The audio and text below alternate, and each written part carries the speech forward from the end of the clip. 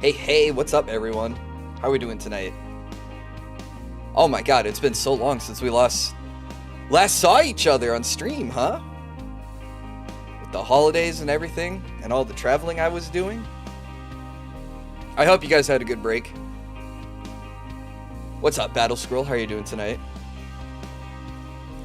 It's been 10 days since my last stream, according to Twitch. Yeah, but Happy New Year, Cyber. I forgot. I got to start saying that to everyone. Happy New Year, Battle Scroll. Chest High Wall is here earlier and before RimWorld. Yeah, RimWorld will probably be on the list. Didn't we get Biotech? Didn't that come out in 2023? I feel like I streamed that in 2023. I don't know. I played a lot of good games in 2023, so this is going to be a fun little recap of everything that we've done so far. What's up, UNFW? How you doing? Oh my god, if I pull chat onto this screen, not only will I not look at the corner demons, but chat is bigger on this screen, so it's easier to read. When did Biotech come out? RimWorld. Oh no, that came out in 2022. Okay, never mind. I lied. But I did play RimWorld in 2023, so that counts, right? Haha. I found the loophole. The Biotech loophole. A little retrospective. Yeah, I wasn't sure if I've seen other people do this. It would have been great if I watched someone else do a recap stream like this, but this was suggested by a few people, and it sounded like a fun idea. There we go. I can find my words.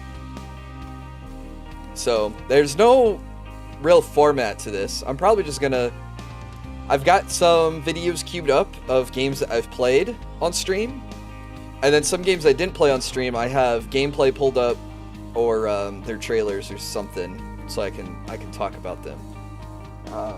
I did make a top 10 list, but I didn't really put it in order. I don't know. I thought doing a tier maker, maybe we should do a tier maker, now that I'm thinking about it out loud. We're figuring it out as we go. Yeah, I thought this would be a great way to come back, talk about the holidays, talk about what we liked in 2023 and my plans for 2024. I finally, I don't know if you guys saw it yet, but I made a review of one of the games I played. Of a game I played in 2022, but that was one of the things I wanted to do. Hey, Happy New Year, Lux. Welcome to the stream. One of the things I wanted to do was try to make more content and not just have it be streams and shorts. Because YouTube wants you to do all three of them. They want you to do the live streams, they want you to do the shorts, and then you gotta do a little bit of the edited long form content. So reviews I figure were pretty easy. And then I got into editing it, and then I realized it wasn't super easy. I did stumble a bit. So my thought on making the review was I either script it the whole time and try to do a perfect take every time. Hey, what's up, Vincent? How you doing? Happy New Year, bud. Or I just like freeform it so it sounds more natural. Because I've done other videos. I need to pick your brain about a project I'm working on. Yeah, sure, no problem. I've done videos in the past where I've stuck to the script and then I end up just sounding super robotic the whole time. So I was like, okay, I'm gonna have a guideline, kind of like a script, and I'm gonna look at it, but I need to let myself talk so I sound natural and not just like an AI VTuber. But yeah, someone else said I sounded nervous, and I guess that could work. I gotta work on my voice acting. Yeah, that could be something we work on in 2024. I didn't think about that. But I did try to voice act another project. And that project didn't go anywhere. But I have my audition for it, like, on the scrapbook floor. I'm like, okay, I could probably, you know, pick this up and edit it into a video and people can make fun of that too. I recommend writing prompts that you look to but have impromptu responses when recording. Yeah, I think I just need to keep it to an outline and be like, hit this topic, hit this topic, hit this topic, but don't go into detail. But hey, you got to start somewhere. It's like you can't just boot up OBS or whatever and record everything in one take and have it be good. The final take that I did for the review took me multiple times, and the best way to do it would have been like, okay, I sound good here, okay, I fumbled over here, I should re-record this segment. But then again, it would sound choppy, maybe, if my voice cut out and came back in. I don't know. It's all hard. Hey, what's up, Cerulean? Is that the 7TV emotes? Oh my god, I forgot. I was gonna buy the BT TV subscription so we'd have more better Twitch TV emotes too. Oh my god, Key! Hi, welcome to the stream. How are you doing? What's up, Fee-Fi Fona? Have I heard of Buckshot Roulette? I have not. Oh my god, Battle Scroll! First super sticker, or super chat. Thank you so much for the $1, dude. Rocky is here. He was just on my feet. I love the fat toad rolling. Alright. I'm gonna kill the background music, so hopefully if I click this, I'll transition, but I'll still be here. Aha, perfect. And if I click this... Oh, wait, the alert box is covered up. No, how did I mess that up? The scuff continues. Cyberwolf gifted a tier 1 sub to Fee-Fi Fona. Thank you for the support, Cyber. First gift sub of the year, that's right. Now you get to use the chill vibe Will emote on every channel. I don't know if you could hear that. That was Rocky stomping around. Yep, there it is. The vibing alchemist. Okay. I don't know what he's stomping on. When's YouTube adding emotes? I think BTTV works on Twitch, on YouTube. And Lux, for $5, you can become an apprentice and get access to my channel emotes. Kidding. No pressure. Oh, okay. Yeah, BTTV on Twitch should work. Okay. So okay. Alright. I have a trailer queued up because I didn't play this game on stream, so that's why you're seeing the mature rating. Actually, it's $8 in Monopoly money. Oh my god. I'm so sorry. You gotta get out of Funny Land, the Loony Land.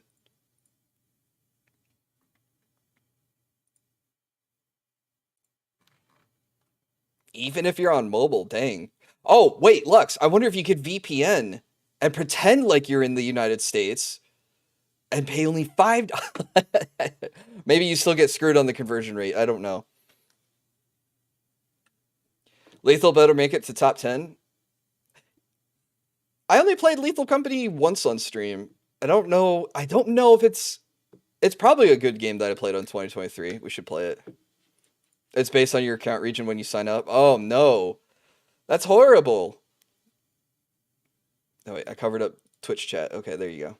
Oh well. The plan B would be get better Twitch TV because that does work on YouTube.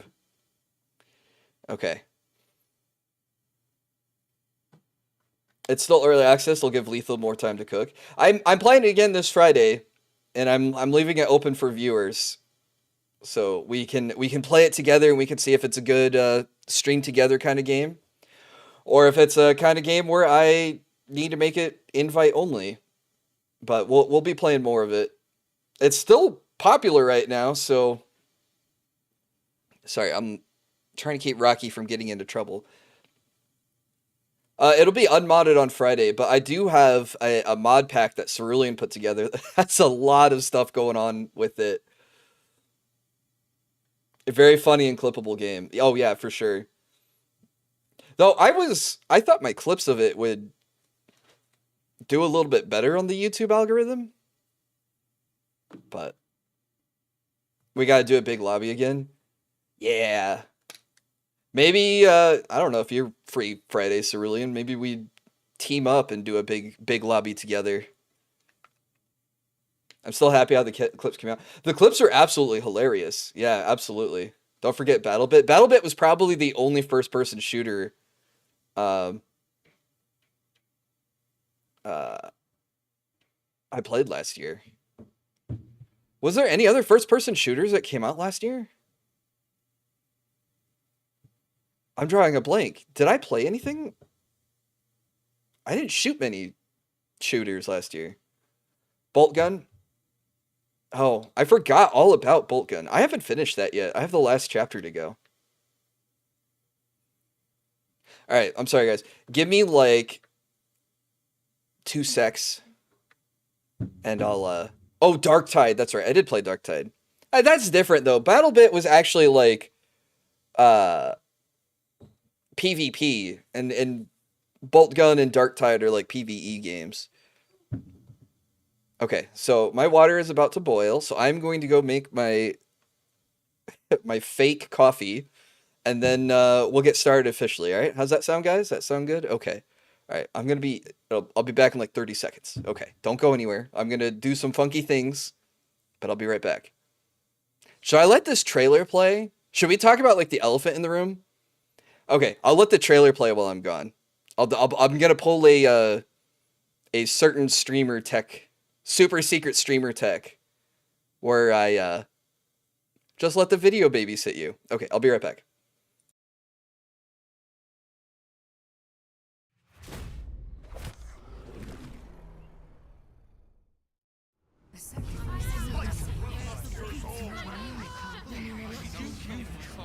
I saved you.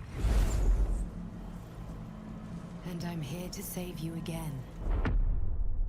The parasites are merely a symptom of a greater sickness in Faerun.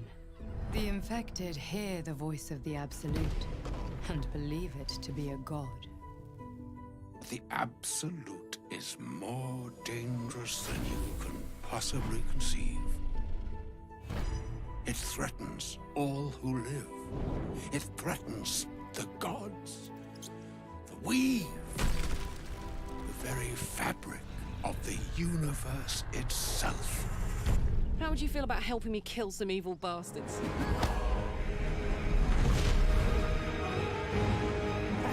Blackith blesses me this day. Oh, Lae'zel. Together, we might survive. I'll enjoy watching you try. In mere moments, all that you have dreaded will come to I should have said 60 seconds, not 30 When the seconds. screaming stops and your mind is gone, the rest, perhaps, is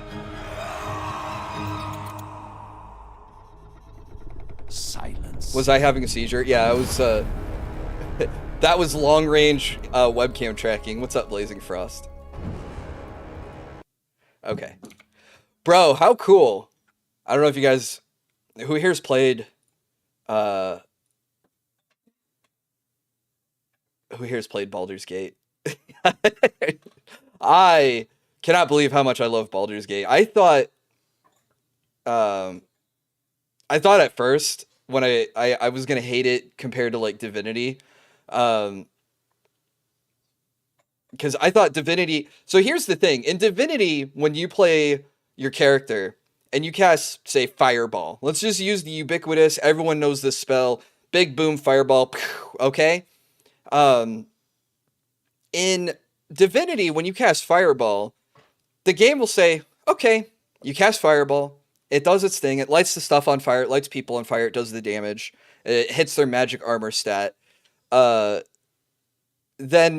it goes on like a 3-turn cooldown. So in 3 turns, if you're still in battle, you can cast Fireball again. I thought that was great. You know, it was like, oh, if I missed my really cool spell, I'll get it again in 3 turns. Whereas in Baldur's Gate, oh, you cast your Fireball and you misclicked it, or you got counterspelled. Well, LOL, too bad.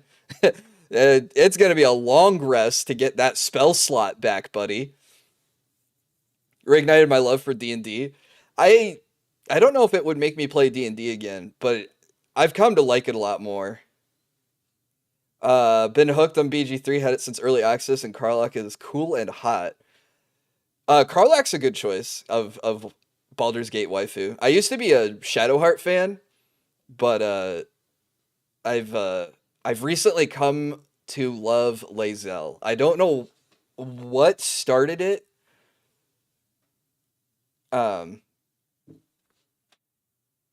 But Lae'zel is awesome. Shadowheart can toss her fireball every turn. She's got the little cantrip. You do have cantrips that you can throw every turn, but in Divinity, you have big spells and abilities that you can throw, and you get access. They come back like every 2, 3, 4 turns. Some of the really powerful stuff, the game actually hard codes and says you cannot cast this more than once per combat. I think there's a polymorph spell that resets all your cooldowns across your character, versus I think that's the only spell in the entire game that has a you can't cast this more than once ever kind of thing. But don't get me wrong, I like Baldur's Gate. It's just if you're coming at it from Divinity, you have to realize things are toned down a little bit in terms of power level, which is kind of weird because everyone feels like that they'd be like a level 10 character or level 20 character in D&D, right? Like Gale has a Scroll of True Resurrection on him. It's like a 25,000 gold item, but you start at level 1. That's really strange. Or Will is he's got some backstory about being the Blade of Frontiers, but I always thought he was like a little like Chuny character where he's like, he had this like fanciful backstory for himself, and he's like, oh, he's just actually a level 1 warlock. Someone who had like grand designs for their character and told the DM about him, and then was like, bro, we're starting at level 1. Been playing Pillars of Eternity too. Yeah, I've never played that. What I do like about Baldur's Gate, and this is what I liked about Divinity, was the co-op. So Jill and I have been playing Baldur's Gate together. We need to actually play it again. If she's watching, babe, we need to play this again. I miss my barbarian. But the game has been doing incredibly well in terms of viewership. It won Game of the Year, so that's why I felt like I had to talk about it. I mean, it was like, did I play the Game of the Year of 2023? Yes, I did. I played Baldur's Gate. And I loved it. And I've been, how many hours? I've got like 100 hours in it. Hang on, I'm going to pull it up. Yeah, 150 hours. And most of it's been playing through Act 1 like 3 different times. Once with my fiance, once on my own, and once with another character that I hated, so I killed him and started over and made the 3rd character that I'm on. I've gone through Act 1 so many times. And what's crazy is how much stuff there is in this game that you can find, and things that you can do differently too. I have yet to betray the druids and side with the goblins, but that's an option that we could go for. I might still do a playthrough like that. My main gripe with D&D, you write your backstory and it's some master adventure or dragon slayer, but you're level 1. See, that's why I liked starting at higher levels in D&D in 3.5.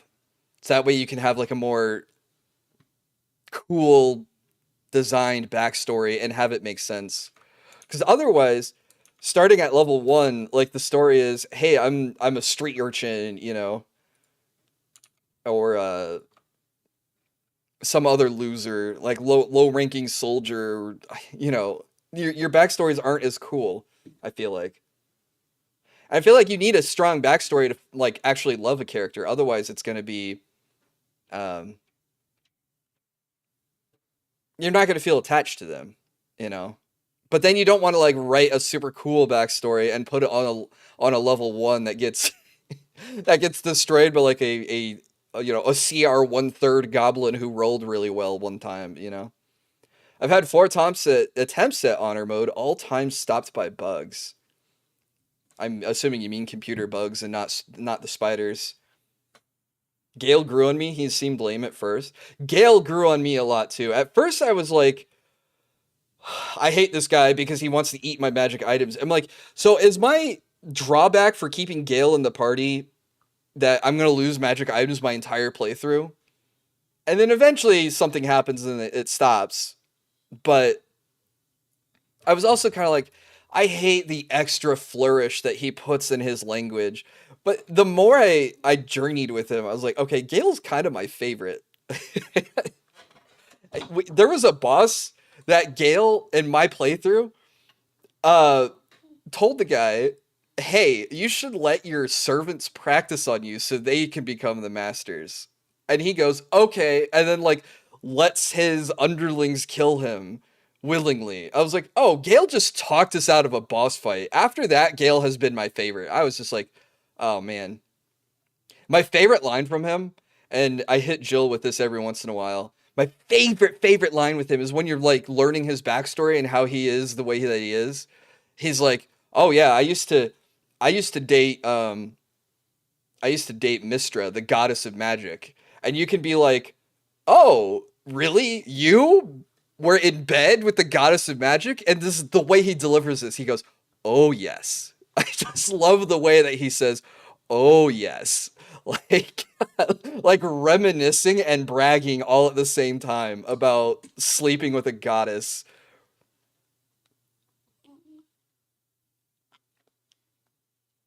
Gale teaching the alchemist how to riz. Yeah, maybe one of my playthroughs I'll pursue a romance with him. Who knows? Oh, and Astarion is also my other favorite character. My solo playthrough without my waifu is Lae'zel, Gale, Astarion, and then I'm playing a paladin. Because paladins seem pretty good in the game. It also gave us an excuse to not use Shadowheart. Because when I started, I was like, okay, I want to learn a little bit more about Faerun. So I was like reading about the Pantheon and I was reading about Shar. I was like, oh, no wonder everyone's like, oh, you worship Shar? Huh, that's weird. You know, I was like, why is everyone giving Shadowheart crap for like worshiping the goddess of shadows? I was like, no, she's not the goddess of shadows. She's the goddess of the void because she wants to return the world to nothingness. I was like, oh, that's really weird. So I was like, yeah, I don't want Shadowheart in the party. I didn't want to kill her though. So like when Lae'zel's like and her are fighting, I was like, no, you two knock it off. But yeah, Baldur's Gate, pretty sick game. Hang on, I need to. Something is kind of weird going on with my camera. I'm gonna see if I can calibrate it. Oh wait, what if I click this button? I'm gonna calibrate it. I'm gonna tilt my head up so it's a little bit more centered. Okay, hopefully that looks better. And I'm not spazzing out as much. Hey, what's up, Bill Bones? How are you doing? Happy New Year, bro. Okay. So Baldur's Gate. Awesome game. Alright. I did these in no particular order, so and then I'll hit on other games too. Oh, this doesn't capture. Okay. Well, ta-da.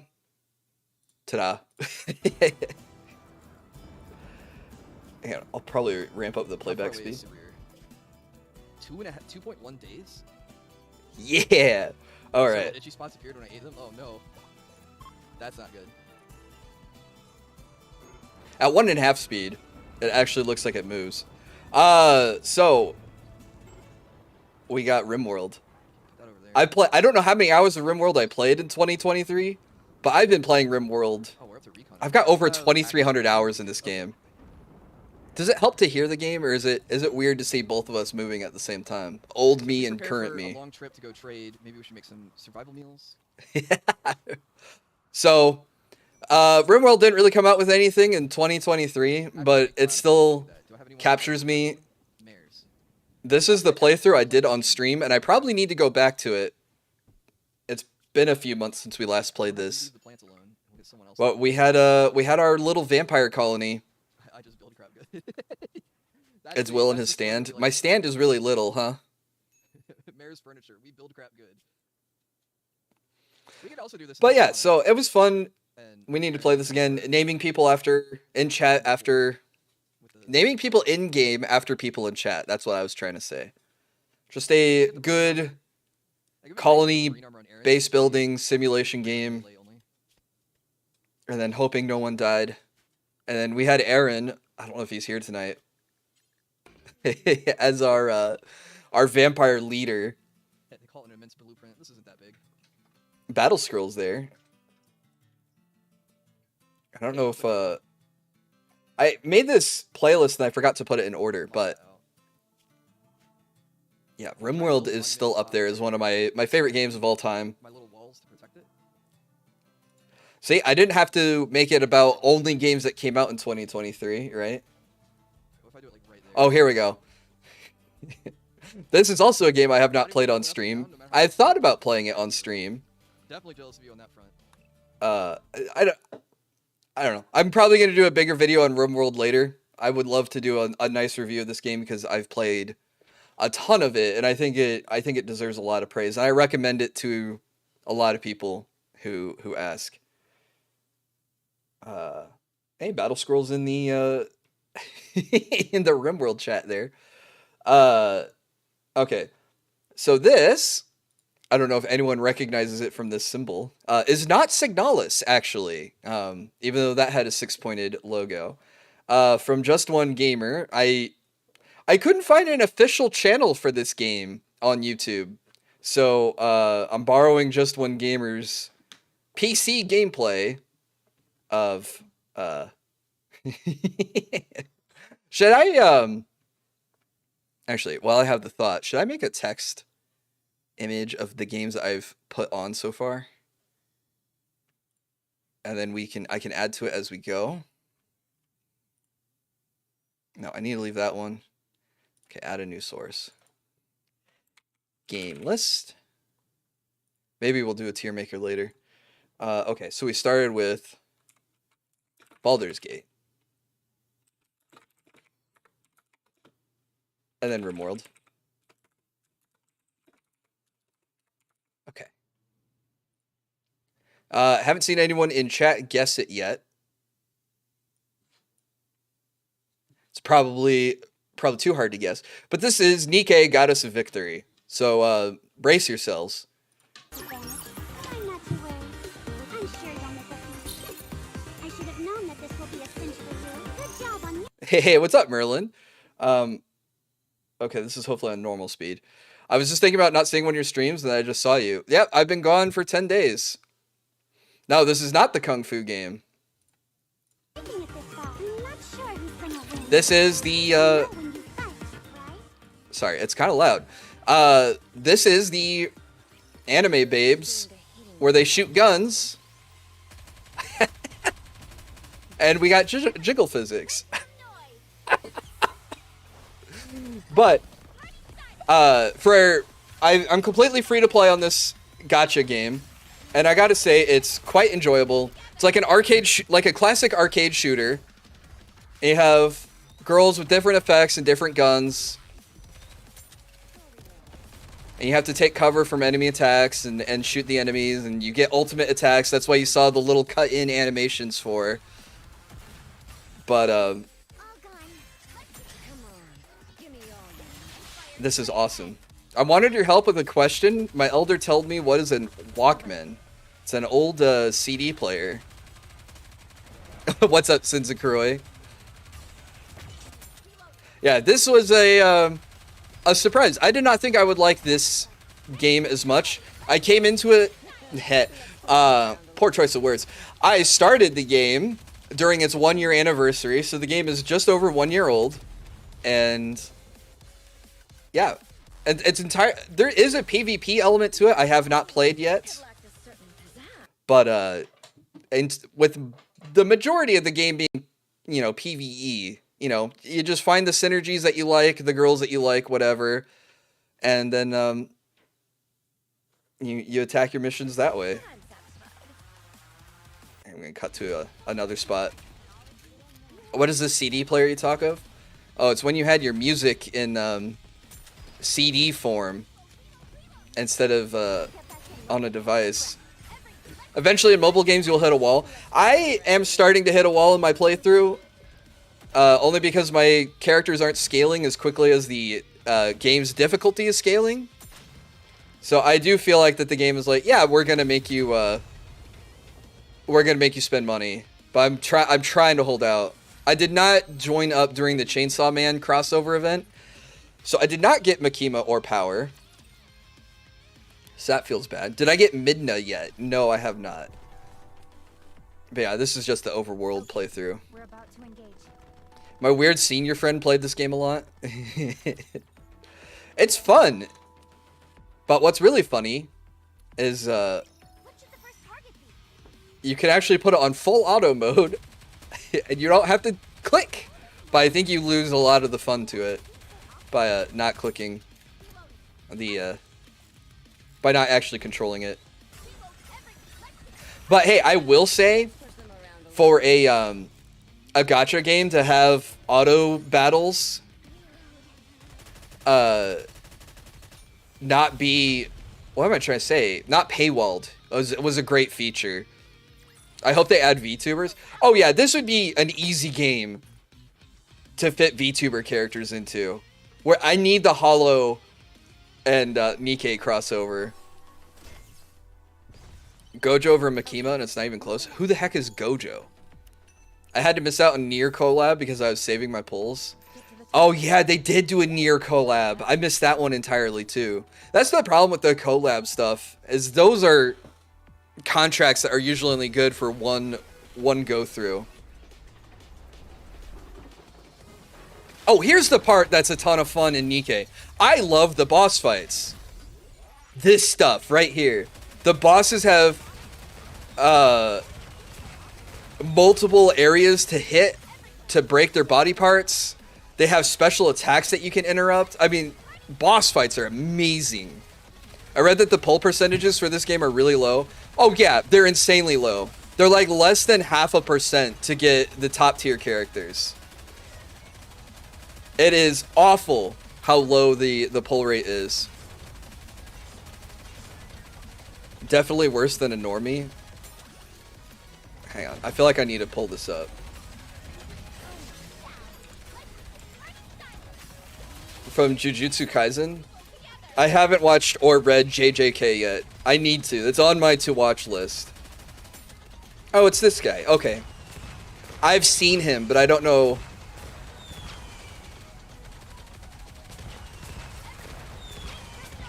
I don't know who or what he does. Where my Metal Gear collab at? The only thing about this game is the story. I played another gacha game called Honkai Impact. Honkai Impact the Third, something like that. And I only played that because they had an Evangelion crossover and you got to get Asuka as an unlockable character. What am I trying to get? Oh, I had a point. I'm losing it. I lost it. I just had a train of thought and it completely... Oh, the story. So in Honkai Impact, humanity's like all but wiped out, and the things that are attacking Earth can only be counterattacked by, cute anime girls who are called Valkyries.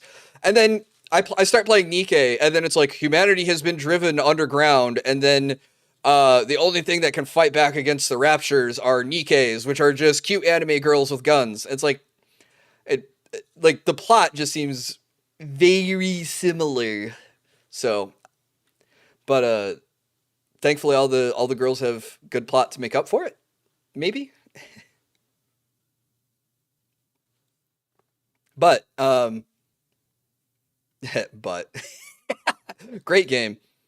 I recommend it for like a free to play gacha game.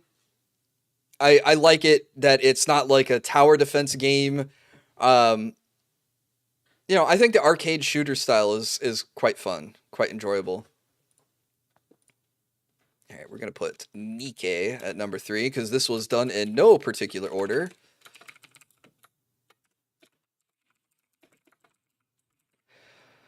But who knows? Maybe I'll boot this game up and play it on stream sometime because the PC. This is what's great about it too. Fire Emblem Heroes, no PC, and Nintendo like really cracks down on emulations. You have to do some like emulation hurdles to get Fire Emblem Heroes to work correctly. And then Honkai Impact had a Steam client, but you couldn't merge your mobile client to the Steam client. So you know all your progress that you made on the mobile game, you can't then play that same account on the PC. So I was like, well, that's really annoying. Nikke has its own standalone client, and it merges between all your accounts. So I can play it on my iPhone, and then I can come home and play it on the PC, and then go out and play it on the iPhone, and then load it up on my laptop and play it. Like I like that. I feel like having a game like this to work on mobile and PC is pretty cool. I don't see many mobile games that do this. Dragon Ball Legends is best gacha game. Never played it. Gojo uses math to beat up ghosts. Like I said, I haven't seen Jujutsu Kaisen, so all this stuff that you guys are saying about Gojo doesn't make anything to me. Okay, so that's Nikke. What did I pick for this one? I need to watch it. It's on my to-watch list, but I haven't watched it yet. I watched Kengan Ashura instead, which is amazing.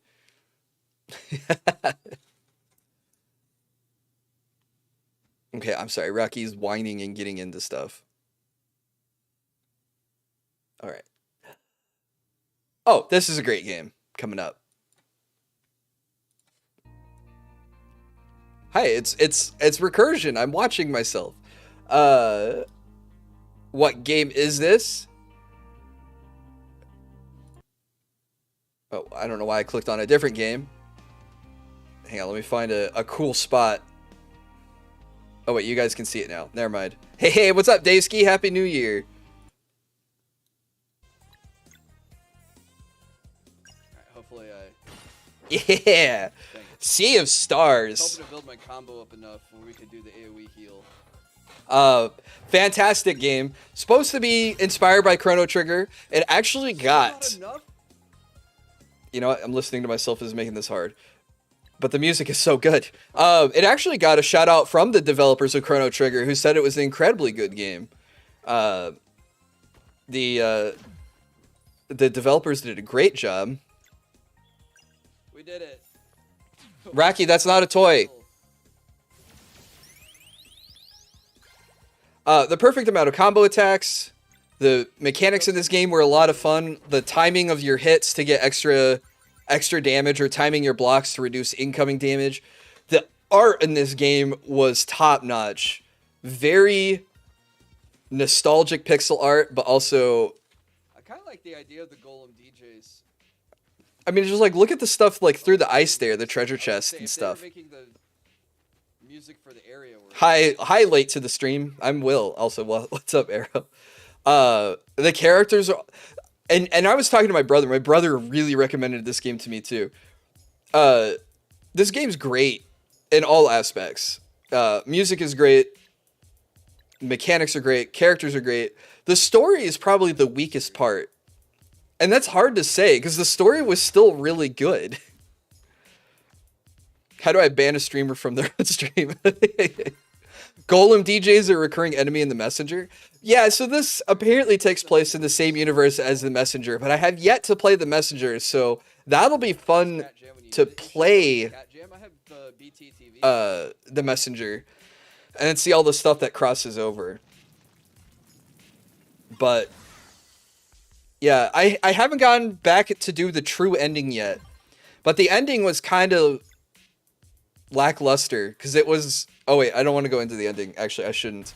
Because maybe not everyone here's played it and they're interested in playing it, because it did win. When he's charging up an attack, he puts his hand up like he's holding a headset. It did win Best Indie Game of 2023. So I'm glad it got an award, because it was a lot of fun. Yeah, Human FW is right. Chrono Trigger and the Mario and Luigi games, very similar to both of those. You voted for it? Nice. Good choice. Good taste. Yeah, yeah, I gotta play The Messenger next. For sure. But, yeah, Sea of Stars. I gotta say also that it wasn't an agonizingly long RPG to play through, which is great because Chrono Trigger wasn't that long either. I think I beat Chrono Trigger in 24 hours. It's the only thing I voted for that one. Oh. Yeah, one of the biggest drawbacks for Sea of Stars was that it was going against Baldur's Gate in the same year. Which I think is a little weird, because didn't Sea of Stars come out in 2022? Though I could be 100% wrong on that.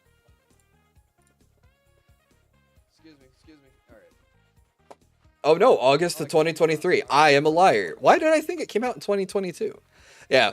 So Sea of Stars was an RPG coming out in the same year of Baldur's Gate, which, yeah, I don't know why I thought it was August 2022 instead of 2023. But yeah, so, I mean, that was its problem. If it wanted to win Best RPG, was, yeah, right, with Baldur's Gate at the same time. But I think this is a good hidden gem. I don't think a lot of people are going to...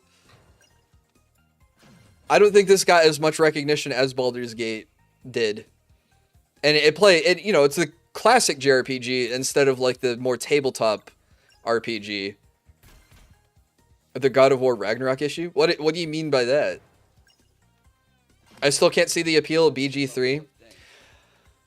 I think the appeal in BG3 really is the writing and the voice and the acting of the characters is pretty good. Is top tier, actually. I'm not gonna just say pretty good. There we go. How the guys up top I have issues with Baldur's Gate mechanics versus like Divinity, but it's just fine. That's pretty good. Ragnarok won almost the same amount of awards as Baldur's Gate. Oh, okay. I'm trying to think of what else I need to say on Sea of Stars. Yeah, I can't wait to do my review video for this game, because this game was, oh my god, so good. And to say that the story is the weakest part is one of the best meals I can make right now. I'm not saying the story is bad by any means. I'm just, if I had to poke at something that I wish was a little bit better, would be the story, because the pacing early on is, okay, you gotta go and you gotta learn all your abilities as Solstice Warriors. You go, okay, that's fine. So you're going and you're learning your powers, but you don't learn all of your powers until the end of the game. And then it's the end of the game where it's like, okay, you've learned how to fly, you know, so now the entire world is unlocked to you. But all that stuff that you saw around the whole game, that's only available to you as as optional stuff. Your friends already tried acting. Whoa. Hey, McDougal. Thank you for re-upping your apprenticeship. 3 months now. You get the slightly larger potion badge. Hope you're doing well, dude. Oh, the guy on the left's got there's no way the guy who won Best Performance was better than Clive from 16. That guy did a phenomenal job, but that's my opinion. Was it the voice actor for Astarion that won Best Performance? I mean, to be fair, I really like Astarion. So, oh yeah. See, like, this is what I'm talking about with the mechanics. The pinging. Yeah, I haven't finished Baldur's Gate, so I don't know, like, if there's something that Astarion does that, like, really sets me over the top for him. Like, he's just, like, a snarky, sexy vampire elf, you know? And everyone in Baldur's Gate is bisexual, so he's there for everyone, you know? So I think he's such a popular archetype that everyone's gonna fall for that. I thought Yuri was great in Spider-Man. How far am I in BG3? I'm in Act 2, I just made it to Moonrise Towers. I have not finished the game now she yet. doesn't have mana. No. Oh, it's so close. Oh yeah, I forgot about the lock system being like Octopath Traveler. I really liked Octopath Traveler, so to have this mechanic come into this game was also super cool. Nice block, Bill. Okay. There was a lot going on for this. It was awesome. Rip. Oh, that was kind of a cool attack. Yeah, so the pacing is just like building up to the ending, which I felt was kind of lackluster. How about I pop some more pills and tell you how I really feel? Yeah, that's the point of this stream, right? So I'm gonna put Sea of Stars on the game list. Back up in a second. Did I end up getting Octopath 2? I have not. I don't know what stopped me from getting it. Is it on sale on Steam? Maybe I should get it on the winter sale before it goes away. Not familiar with that game. Oh, wait, no, I lied. I do have it. Hey, Happy New Year, Nabil. I really think the only reason why I didn't want to play this was because I didn't want to play another 200-hour RPG. Oh, man. Monster Hunter Wilds were announced. Are you excited for that? I've tried really, really, really hard to get into Monster Hunter. It's just a partner he does tags with. Okay. If it's not like Monster Hunter World, I don't know if I'll like it. I don't know what it is about Rise, but I could not get into Rise, and I tried really hard to get into Monster Hunter Rise because there was a lot of other people that were playing it. A lot of people in my chat and Discords and other people playing it that I could have collabed with. I just don't know what it was about Rise that just like it made it hard for me to care about it as much as I cared about World. There we go. Rise is not part of the main series. I don't care what's part of the main series or not. I just care, like, you know, to play a collaborative multiplayer game with friends. And I felt like I missed a lot of that Oh, chance. she doesn't have mana.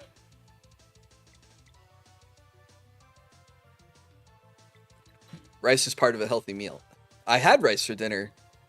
Shrimp fried rice tonight. Sun and venom that hits all enemies. Rise was part of the mobile series. Oh, that makes sense because it came out on the Switch. That? Okay. Well, I can let this go. Yeah, well, It's kind of fun that we're on Sea of Stars and we're not talking about it. What button did I just press? I just reset it. So you're telling me a shrimp fried this rice? I'm not that short. Okay. We'll pause that. What's up, Palm Primus? Rise was if the original game had a baby with a world. It's an interesting way of taking it. If Wilds is like World, I'll probably enjoy it more. I don't know what it was. It's hard for me to decipher what World had for it that Rise didn't.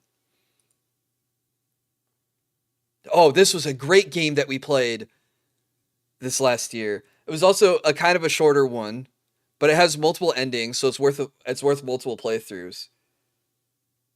But oh my god. Signalis. Amazing. I'm not huge on the strategy. I am huge on strategy. I'm not huge on the survival horror there genre. was a locked door down here. Maybe the protector key gets me in there. Yeah, I agree. Old me. Man, this game played so well. What's up, Niblish? Happy New Year, bro. We had I'm even playing it with the graphics mode that puts like the CRT lines on it and everything. You had this like kind of like Silent Hill style of opening stuff and investigating pieces. Technology. Due to recent events in accordance with the I just started playing Signalis. Oh, I hope you're liking it, Proc Stream. Blank, which is currently in use in various Aeon facilities. But oh, I clicked. Why am I in menus for most of the game? Where's me running around and freaking out? Oh, here, we can do a puzzle. Um, okay, here we go. Here's me freaking out. Yeah, this is what we want. The only way this will hurt is if I screw up. And Limited supplies, like limited healing, limited ammo, limited inventory spaces. Oh yeah, I scream like a baby here, don't I? like that. Oh, yeah. The atmosphere was done really well. I agree, Arrow. The music for this, it was incredible. The story reminded me a lot of Dead Space, and I really liked Dead Space. Like, you have the whole going into a mining facility and trying to figure out what went wrong and why everyone turned into zombies. My favorite type of horror is... Yeah, see, I turned the volume I knew down. about the spot in the bottom left. I didn't know about the spot in the bottom right. One of the zombies screamed and I screamed. Oh, wait, I guess I can come in here to the Xbox and make sure my key looks like This game was top notch. I need to play through it to get all the other endings so that way I could 100% it. But or the key I'm trying to copy, right? done really well. Classic Resident Evil, Silent Hill, and Dead Space. Yeah, just like a beautiful baby of all three of those together. And then you've just got like little cool pixel anime girl graphics to go with it. You know? And then a story that's not just here's how everything went from like A to B. Like, you have to find the journal entries, you have to find the computer terminals, you have to, you know, read and explore if you want to learn more about what happened and what went wrong. And then it leaves a lot to interpretation of the player. Maybe next stream, one game of the year? They're the same picture. Oh, maybe next stream, worst games of the year? Did I play any bad games in 2023? I'm not sure what would count as a bad I game. don't know how to describe the shape. I only play good games. Yeah, I think I got the right key. I don't want to waste my time with bad games, you know? Like, I have so much, you know, real life stuff that I have to take care of before I get to stream and play games that I like. So I don't, you know. Is there anything I played that just made me go, bleh? And the gun. What gun are you talking about? There This was, is Exhibit A? was there any? Oh, this Hang is on. the 12 millimeter. Yeah, you're right. I'm scrolling through my... That would only work if you played bad games on purpose. Yeah, and I try to only stick to good games.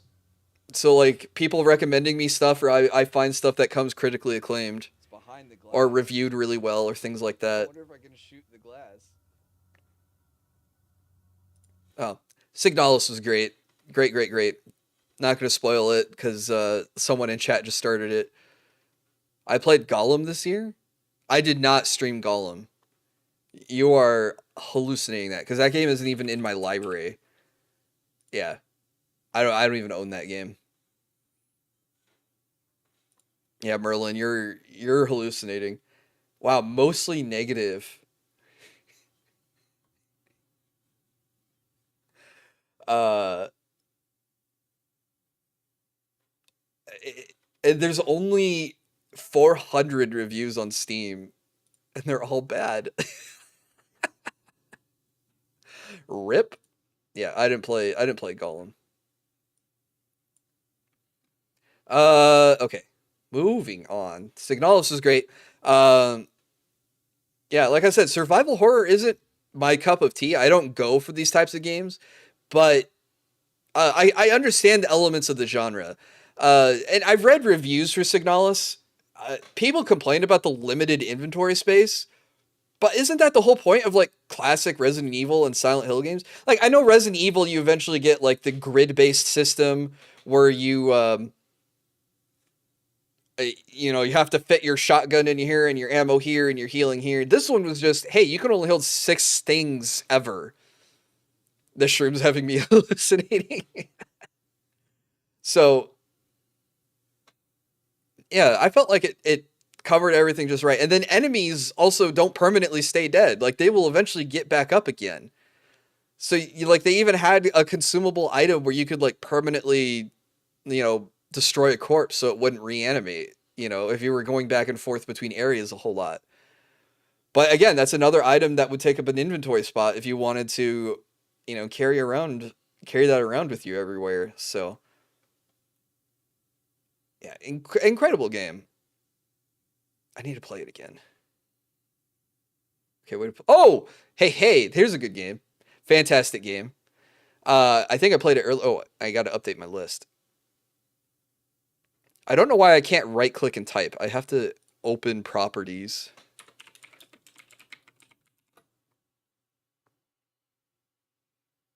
I'm getting gaslit by sock accounts and the people saying I played Gollum. I did not play Gollum. Funny thing is, if you thought I played the game, you can go find the VOD link and DM it to me. Be like, see, look, I told you played this. That's not true.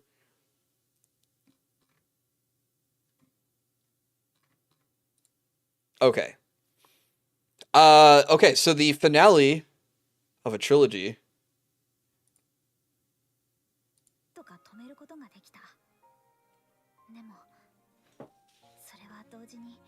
Ryza 3.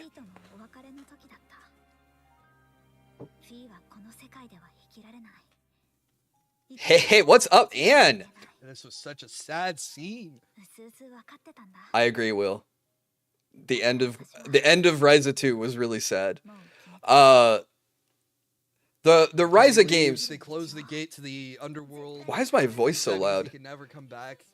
She Um, just falls to her knees and starts crying. It was so sad. I'm still so loud. Okay, so Ryza 3. The Ryza games are what made me want to be an alchemist. Cartoon Network got hacked? I did not see that.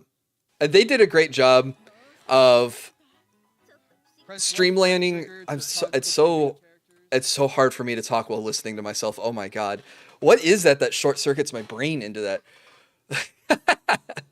So, yeah, the crafting was, of course, as always, top notch. The gameplay was in combat was streamlined a lot better from Ryza 2.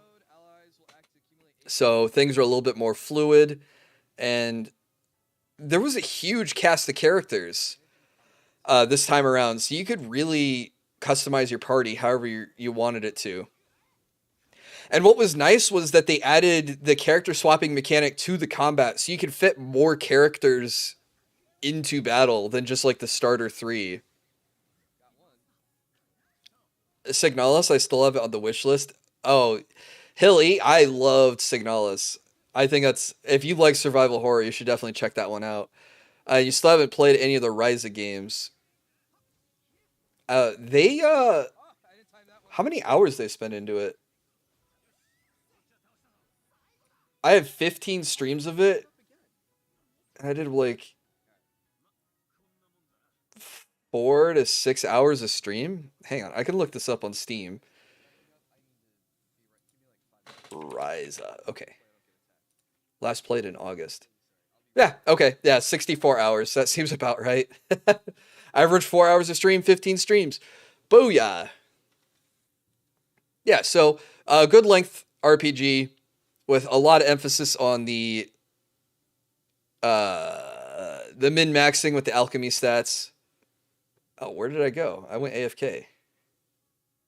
The designs on the characters are top-notch, too. JRPG, so I'm expecting like 50 hours, give or take. Yeah, maybe a little bit longer. I think I spent longer on the other Ryza games. I think those games I tried to platinum. Ryza 1 I platinumed after 177 hours. Ryza 2 I'm at 43 of 49 with 103 hours in. So I don't know. They're great games.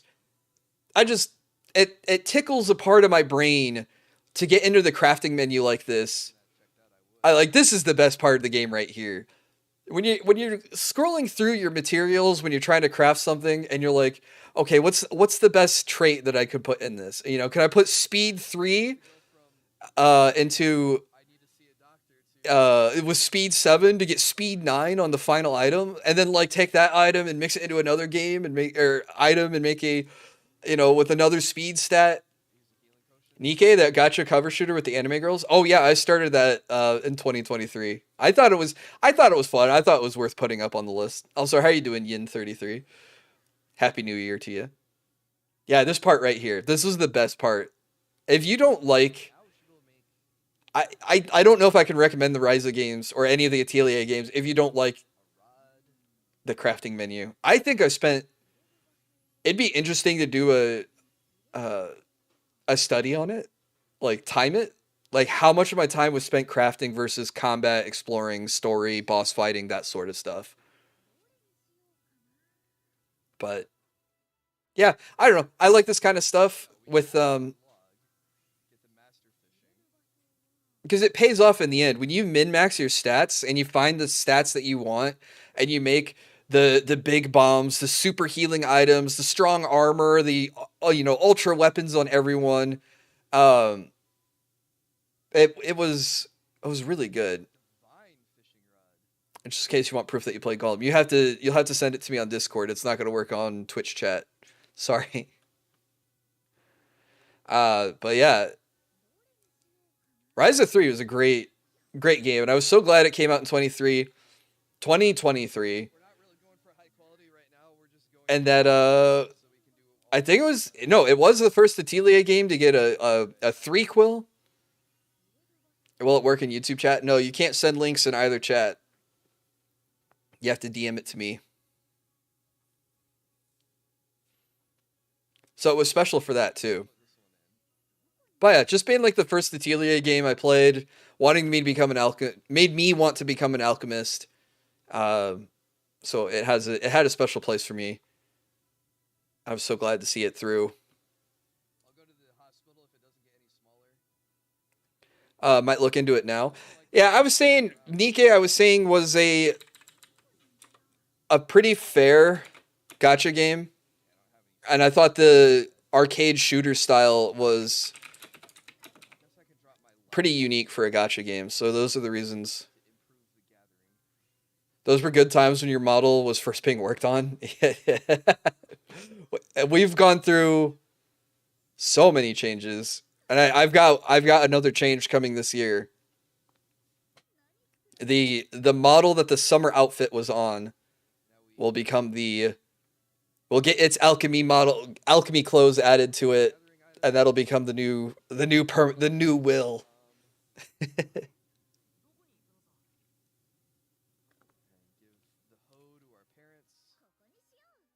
No sign of the Azure Lane Return of Atelier event. Yeah, those crossover events are usually one and done. I couldn't figure out how to get the... See, that's the sad thing is, if that game had a PC client, I probably would have played it a lot earlier. It took me way too long to figure out how to emulate it, and by the time I figured out the emulation, I had missed the event, so then I just didn't care anymore. Alright, we'll pause that, so that way I don't hear myself. Another JRPG. This one was kind of short, but this one was pretty good. It was a very unique JRPG, and I should probably do a review on it.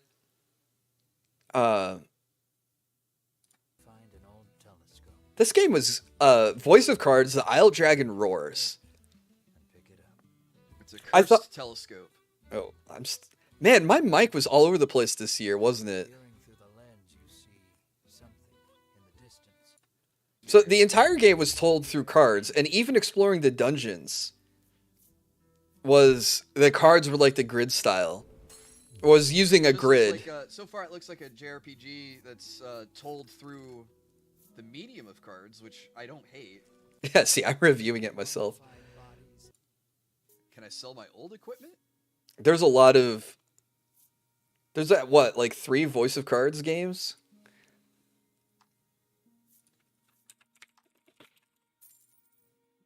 For not much. Yeah, there's a trilogy. So, yeah, he doesn't hate it. We'll keep the... Yeah, this was a fun little unique JRPG. I'm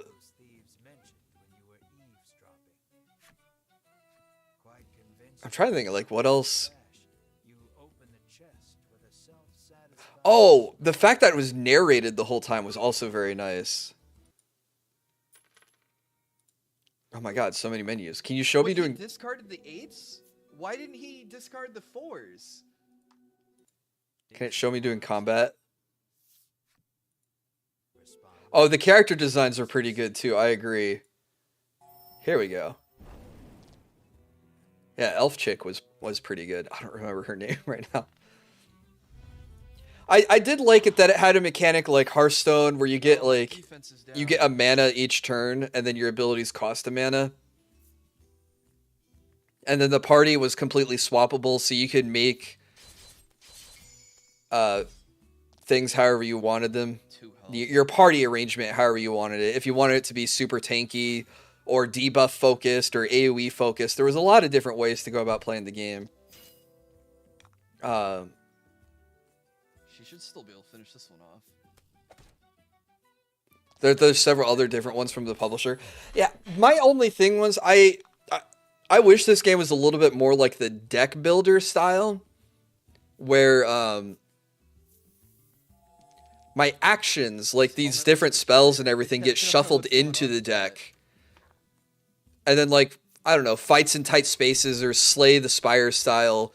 I can't cast the wind spell until I draw the wind spell. You know, that kind of thing.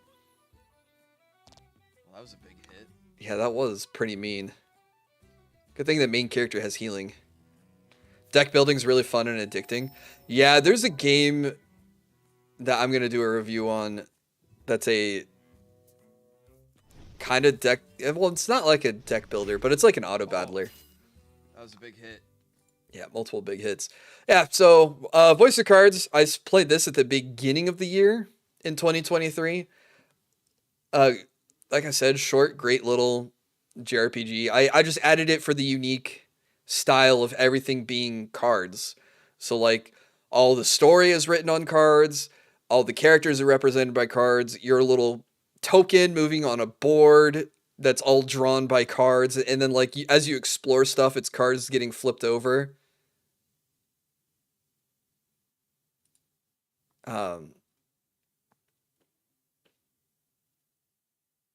Yeah.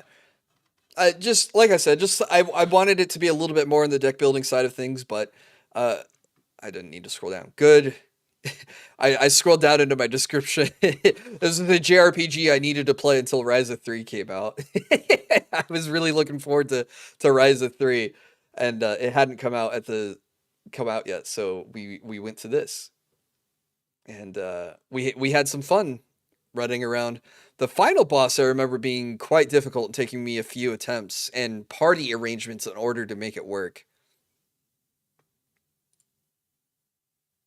Oh, here we go. Here's a big game.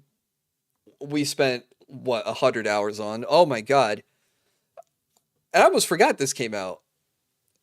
Can I hit it at the good spot? No dialogue with them. Yeah, we'll hit it right at the intro. Fire Emblem Engage.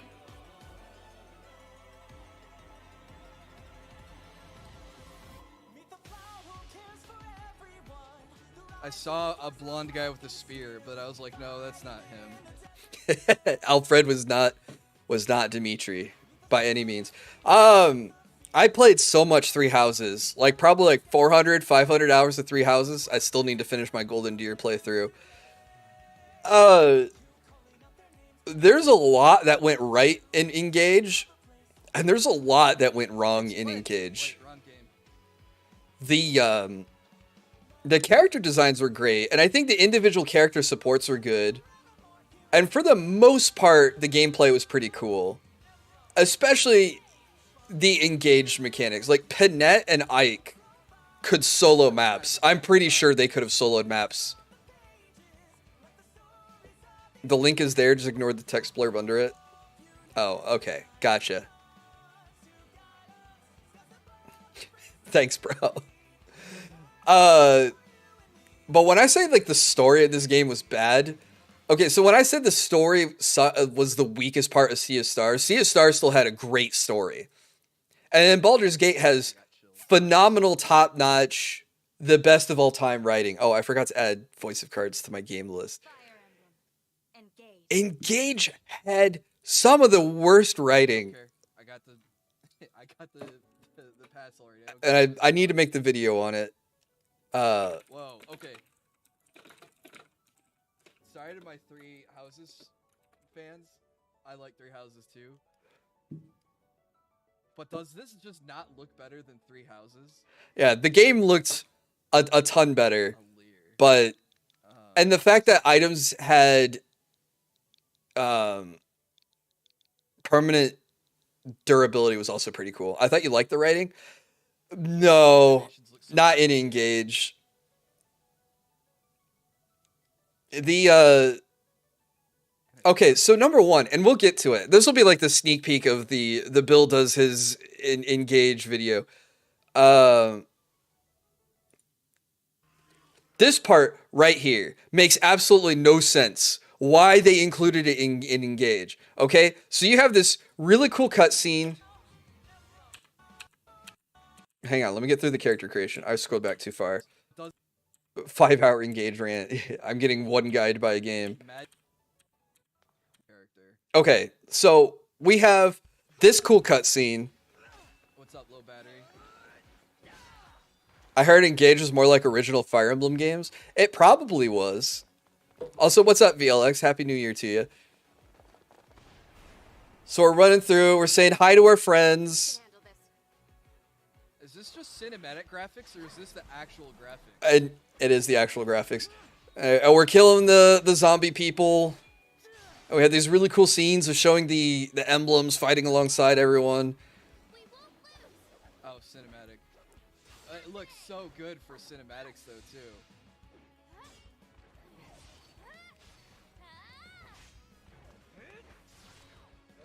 Oh, he's got Lucina. I do love Lucina. I'm going to talk about Lucina in a second.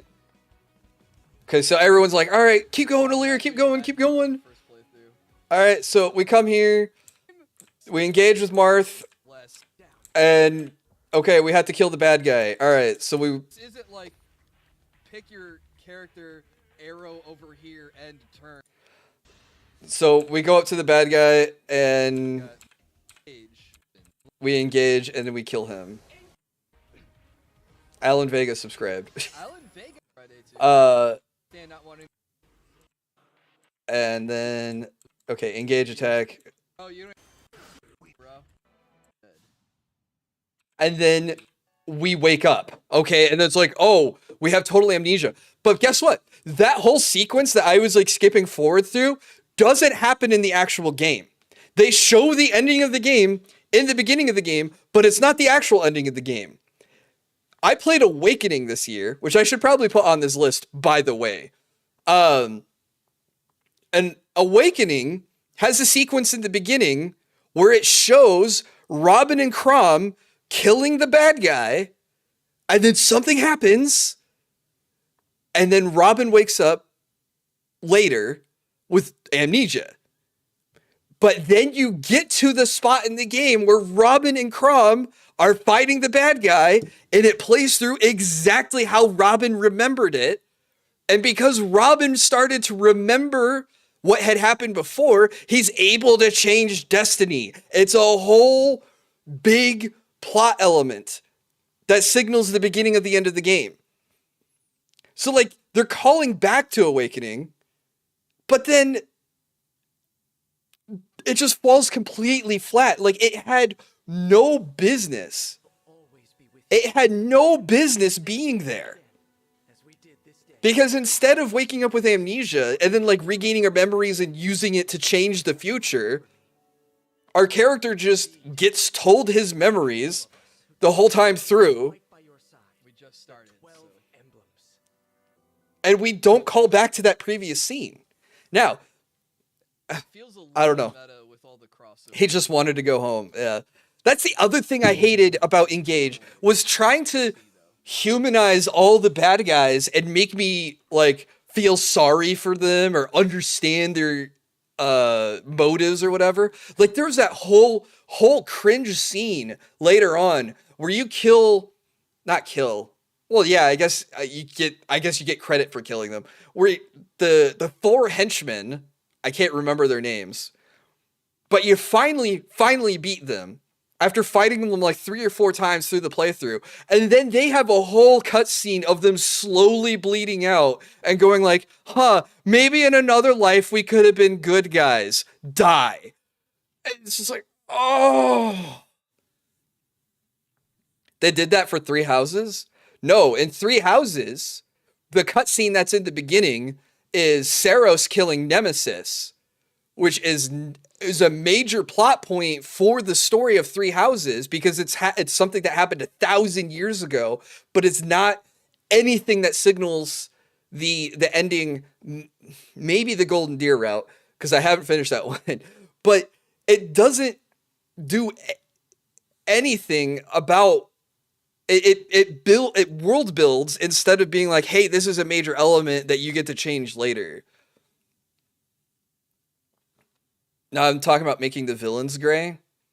I feel like the dubstep people in the underground were evil for evil's sake. Whoa. Tell me you're seeing this. Don't forget about Magic Dragon Mommy. Oh yeah, the whole Me too. Models are just JoJo stands. yeah, the whole Magic Dragon Mommy moment was also really weird, because it's like she was only evil because the evil guy was the only living dragon that could impregnate her. Like, that was her whole motivation. Now I'm talking about the villains gray, like how you have to fight each of the house leaders. I never felt like Claude was evil, but Edelgard is objectively wrong. Yeah, woke up Sleeping Beauty. I can't believe you gone this long without mentioning crop rotation. I am going to talk about crop rotation, because that game was good and kind of like a deck builder. Also, Happy New Year, Chest High Wall. How dare I? How can I say something so brave but correct? I mean, they did better with making the villains gray. Not to be rude, but Of Edelgard having her motivations, Dimitri having his motivations. I don't know what Claude's motivations are because I haven't finished Golden Deer. Silver Snow was terrible because what is it? Seth becomes the house leader. It's like, ugh, God, I hate Seth. Oh man. The divine dragon was away. But the writing was better in 3. Was leagues better than Engage. I don't believe I got your name. Oh, sorry. You were so I'm trying to think. Like, those who slither in the dark were not morally gray, but like the way that My name's Clan. you have Edelgard versus Dimitri was pitched very well. Forever for you to wake up. Annette. And I don't know, it would have been nicer. I feel like Engage. Actually, I'm actually not. It's a feel. I'm correct in that Engage definitely had a dichotomy of good people are good and bad people are bad, because fell dragons are red and divine dragons are blue, and that's why the main character has blue and red hair, because he's both. You know, like 3 Houses had a 1,000 gap in it, or 1,000 years of history. I guess the main character would be the only morally gray character, even though they become good in the end or something. But I don't know. I felt like a lot of this game was, here are the good guys, here are the bad guys, but then like every time you killed a bad guy, it was You called it? what's up, Daishima? Every time you killed a bad guy, it was like, oh, but I actually had a deep and a flourished backstory that you never got to see until a cutscene that's happening away from you. So this is only for the viewer's benefit and does not redeem me in the slightest. Like, I don't know. When I played the Game Boy Advance Fire Emblem, the main bad guy, 509, I can't stand Nurgle, was just evil because he was an evil guy. Like, the game didn't need to try to like reach so far. It would have just been fine if, okay, divine dragons are good, fell dragons are bad. this guy's armor. You know, like Jedi are good and Sith are bad. You know, like just have it be clear cut, black and white. I feel like I can almost remember, but The one hound who was written well was the Knight guy. Oh, he was perfect. Mavier was one of my favorite characters in Engage, because he was devoted to Vale the whole time. Even though she was a Fell Dragon, he was 100% devoted to her. Not the true Fell Dragon, but the daughter of the Fell Dragon. Liar? No, Mavier was a badass. Get many thousand-year sleepers. Also, Happy New Year, Daishima. Was it similar to how Final Fantasy 14 did Ascians and Shadowbringer Endwalker, like trying to go for something like that for villains? I didn't play Final Fantasy 14, so I'm not exactly sure what you're asking me about. Oh, so anyway, I'll get to the other thing that I hated in Engage. Is this a tutorial? Let me think about this. Okay. I'll manage. Okay, so we have to fight through. And then all these emblem rings get stolen by the bad guys and get corrupted by the bad guys, right? I can? Indeed. Furthermore, But like immediately after the main character's mom dies, and this happens in the first 2 hours, I'm not spoiling anything. You know, Fire Emblem parents, right? They don't live long. Immediately after the mom dies, and all of the emblem rings, which if you get them all together, all right, have a good night, Vincent. If you get all the emblem rings together, you get a Dragon Ball style wish, right? So you don't want Frieza to get the Dragon Balls because Frieza's gonna wish for immortality, and then you'll never kill him, and then he's gonna take over the universe, right? So okay, oh no, we gotta go stop. We gotta stop the bad guys from gathering the Dragon Balls and use our own Dragon Balls in the process. Oh, but by the way, there's this special island called the Somniel, which only the Divine Dragon can access. Oh, and it also has a ring vault on board. Like, oh my god. So the whole plot of the game is driven by the good guys being dumb and not storing their rings in the magic vault on the magic floating island that only the good guys can get to. But conveniently, after our mom dies, we have access to the magic floating island that we can never be attacked on, and we're totally safe to live on for the rest of our lives. Like, just, geez Louise. Like, this is why I hate Engage. Engage's writing. I didn't hate Engage. It was fun. I liked Panette. I liked Yunaka. I liked Kagetsu. I liked... The support writing was good. Diamant was good. Alchrist was good. Ivy was good. Ivy's sister, I'm forgetting her name. Hortensia was great. All of them were great. All the supporting characters were great. All their support conversations were great. But just the main driving plot of the game was, oh, hey, I was like, oops, I left my Dragon Balls just sitting right here. Oh no, some bad people came by and stole them, and I am murdered. Like, like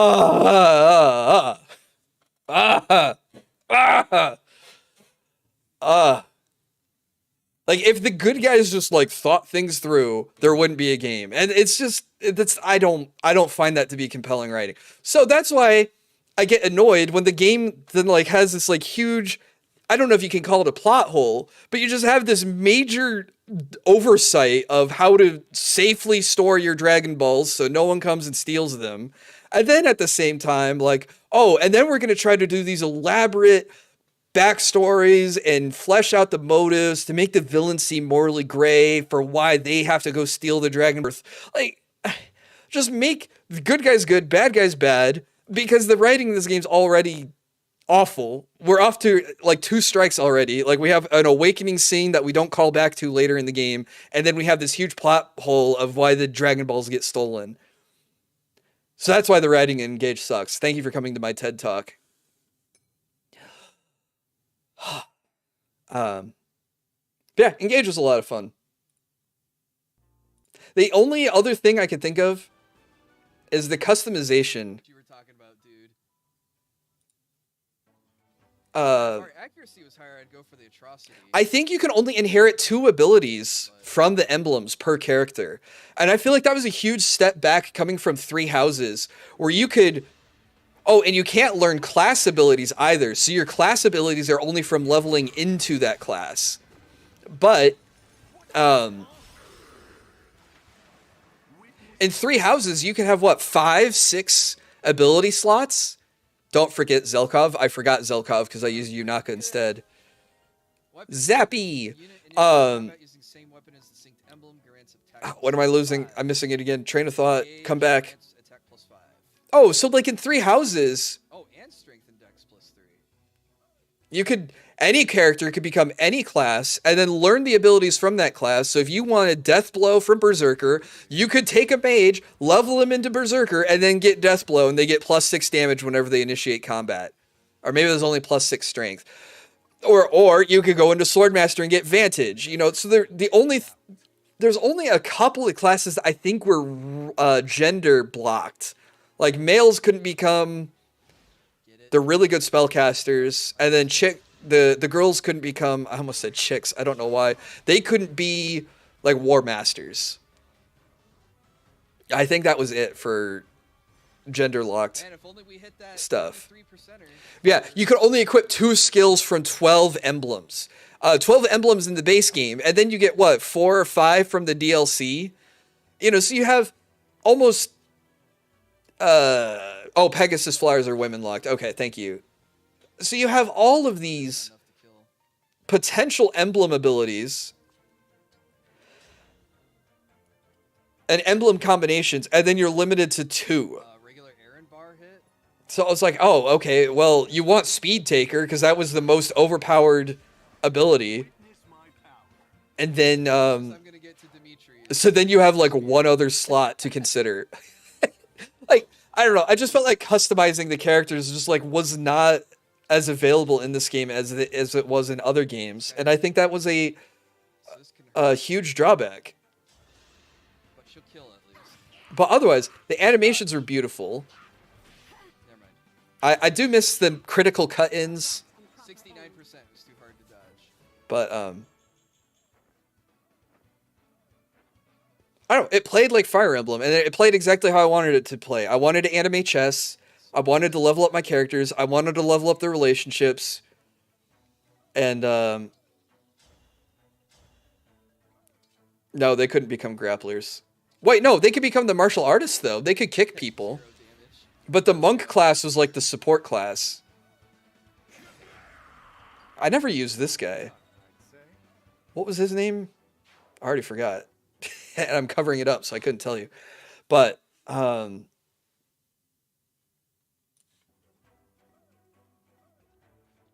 there was a lot of classes, actually, now that I think about it, in Engage. Alright, we're almost done. Move up here. You don't learn class skills either. Alchrist learns Luna. It's class locked.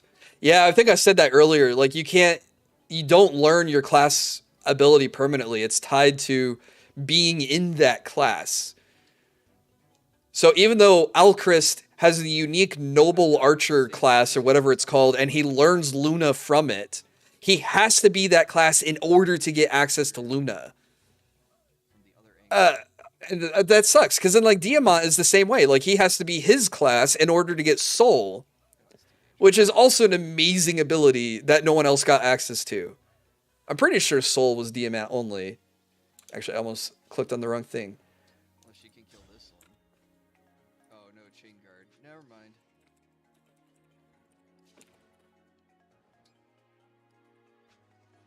Yeah, he was Soul. Yeah, the successor class. That was the only one that could get it. And then Ignis She's strong enough she can bait. was Vidam, which I think was Celine. Yeah.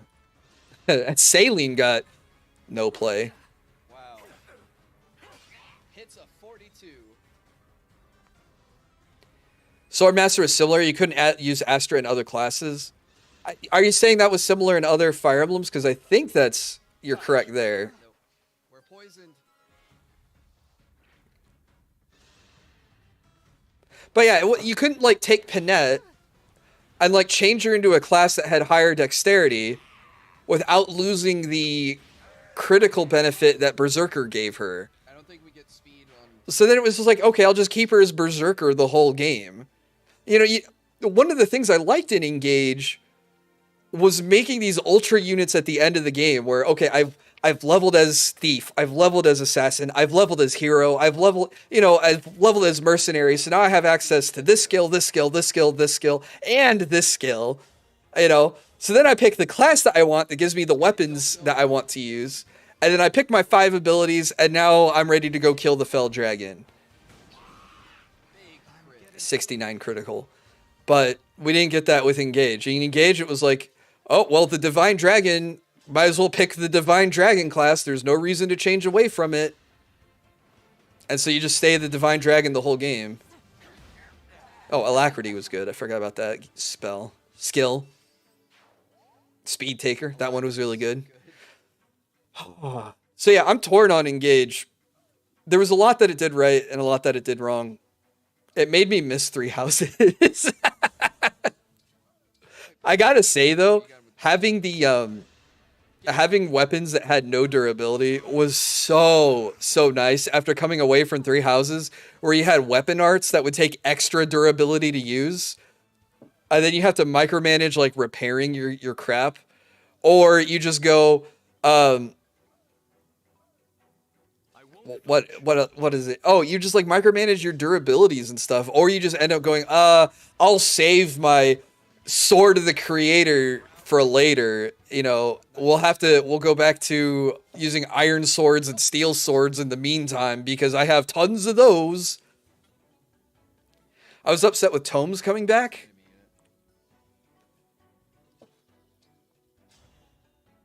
Oh yeah, I guess you had to balance tomes and magic or staves. Oh, big crit. I never used this guy. I forgot his name. Anyway, so like I said, Engage did a lot of things right, but Okay, I just gotta hope. it was not Three Houses, and I feel strongly about it because I came into it really wanting to enjoy it. Well, I enjoyed it. I wanted to really like it, like stand for it, like I do Three Houses. But no diverging storylines where I want to pick different characters, or even anything warranting multiple playthroughs. Oh, and the DLC sucked. I'll say that. Oh my god. Maybe I didn't like Engage. No, I did like it. I would not have played it for 100 hours if I hated it. But it had weak moments. Oh my god. there was a lot of downs with it that balance out the ups. How long did I rant about Engage, guys? Probably. I wouldn't doubt it if I ranted. Okay, yeah, nearly 20 minutes on it. Sounds about right. The whole season pass of Engage was a huge sham. Yeah, because the DLC was an alternate storyline, which did nothing to expand upon the writing or the world. There's nothing wrong with being critical things. The DLC story mode, though, gave nothing to help build the world or expand upon the story in the base game because it was all an alternate universe. So there's no consequences of anything that happened in there. Whereas the DLC in Three Houses gave you a separate thing to play through, and the characters were like, "Oh, we've been secretly here the whole time," and they integrated beautifully with everyone else. And then it really helped flesh out the story because it was like, oh, hey, did you know about Byleth's mom? No. Byleth's mom was not talked about at all. At all in the main game, in the base game. But you get to the Three Houses DLC, and then it's like, oh yeah, hey, there was another guy that really fancied the main character's mom. And you learn all about how Byleth came to be, And I don't know. The DLC was good. It was so much better than Engage's DLC. Though I will say Engage's final fight in the DLC, where you're on that island and the main bad guy is collapsing sections of the map, That was so cool. I really liked that. That boss fight was pretty good. That was the only thing in the Engage DLC I think that could save it, was that final map. Was unlike any other map I had played. Oh, and then the other thing too is it's cool that the DLC gave new classes to play as, but I was coming into the DLC having already beat the main game with no reason to do a second playthrough of the game because there's no decisions that I can make that change the way the game goes through, right? And there's no decisions to make to change how to like level up and play the characters or anything else. So it's like, okay, I've already beat the game. Here comes the DLC. Play the DLC. Okay, now you have access to the Cannoneer and the Enchanter. And I go, cool. I mean, if I play, a maddening playthrough, maybe I'll enjoy having access to those. But, yeah. It was cool to have to use the proper emblems for the bosses from the other Fire Emblem games. That was a neat mechanic, too. There was a boss fight for that. I'm thinking the boss fight where the boss would go, hey, anyone still caught in this part of the map is going to get one hit killed. So you have to move them off and it's a time limit without it being like, oh, hey, you lose because 50 turns have happened. It was like, oh, hey, these people died. They were too slow. Yeah, I guess I'm really critical of Engage because I really liked Three Houses and I wanted it to be a better Three Houses. And it didn't expand upon the parts that I wanted to keep from Three Houses. Okay, moving on. Oh, here we go. Here's a game that'll pick up my mood. I should have played more of this too.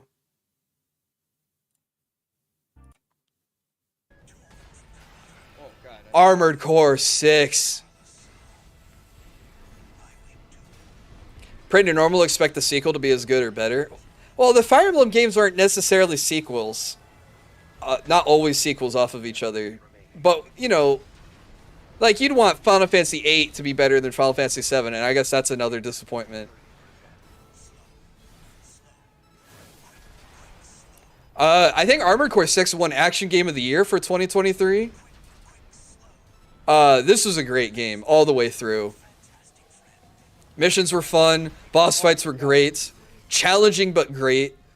Game really pushed your limits, made you learn how to build your mech, how to synergize your parts together. Make you cry. Man, don't auto this. I'm gonna die. Yeah. Boom, 31 health. I suck. I'm terrible. Oh, he has repair kits too. Graphics are pretty good. The sound design on this game was amazing. It was stellar.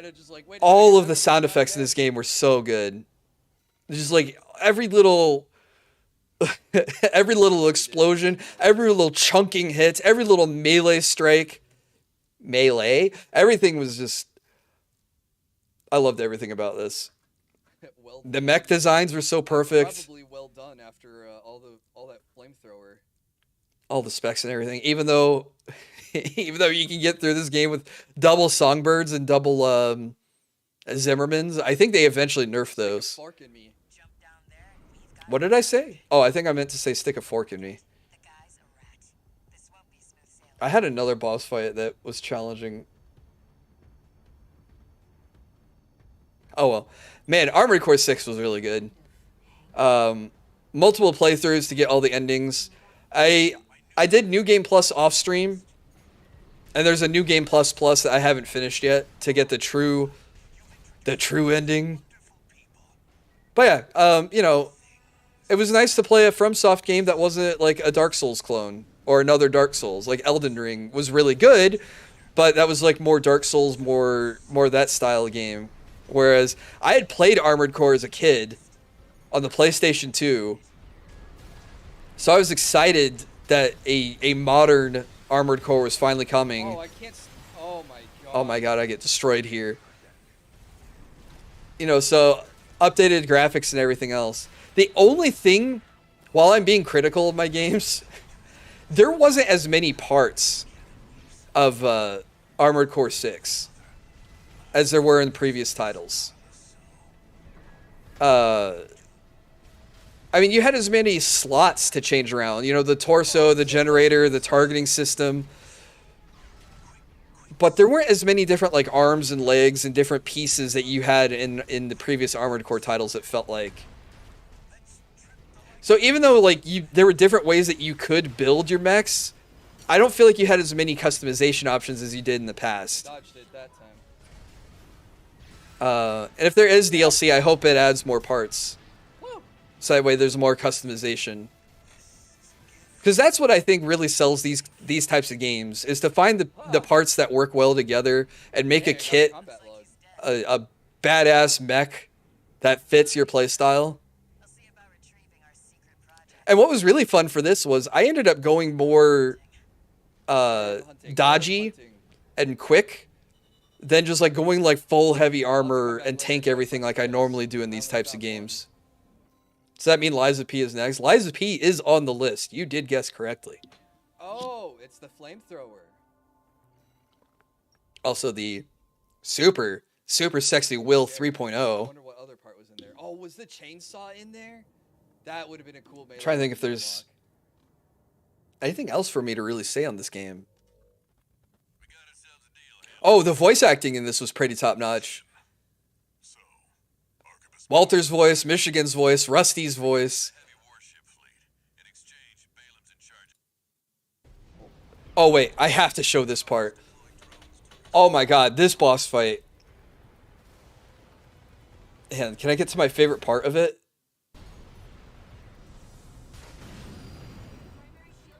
Alright, we got the shield. I got 2 repair kits. We're in a good spot. Yeah, okay, the Ice Worm. This fight was so good.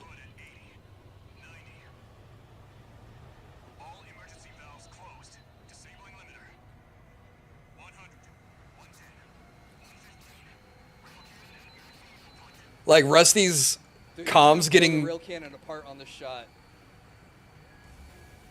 Getting distorted as he's calling out the. Oh God, that was so good. Hey, have a good night, Merlin.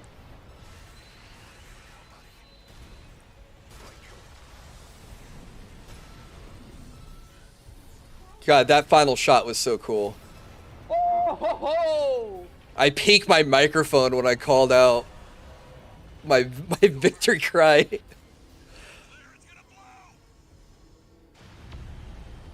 Oh God.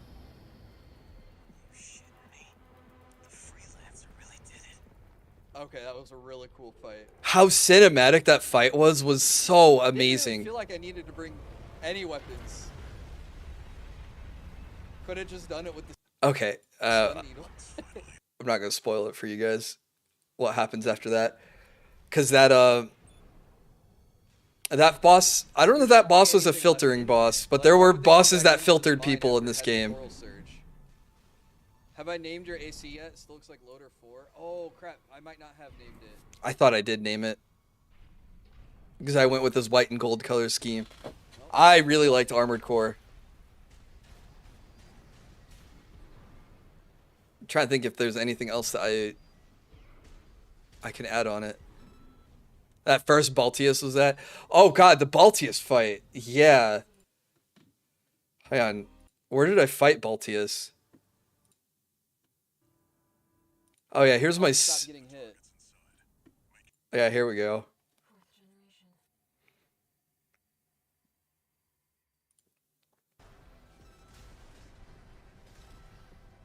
Armored Core 6 is my game of the year. What's up, Bears? Oh, we got about half-life. Oh no. Why am I blushing here?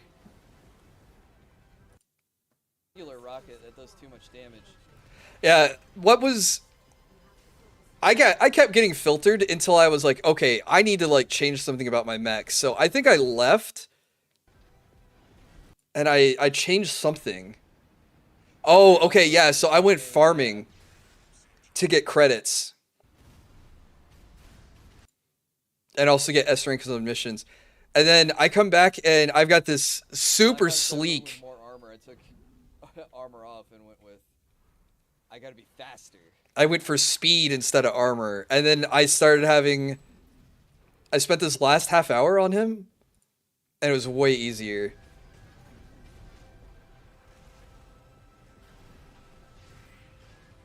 Also learning that you need to hit a pulse shield with a pulse sword to break the armor was also helpful. Alright, we dodged the big wave attack. Now it's the machine gun phase. Oh, I got hit by that. Nope, come on. I still had my shield. Why didn't I use my shield? Yeah, there's... Oh my god, this game was so good. I'm watching me fight Baltius, and I'm like... feeling that moment of like, oh my god, how do I beat this boss?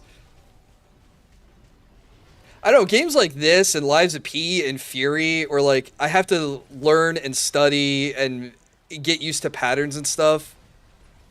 I love that kind of gameplay. I don't care about my ammo as long as it's still above 0.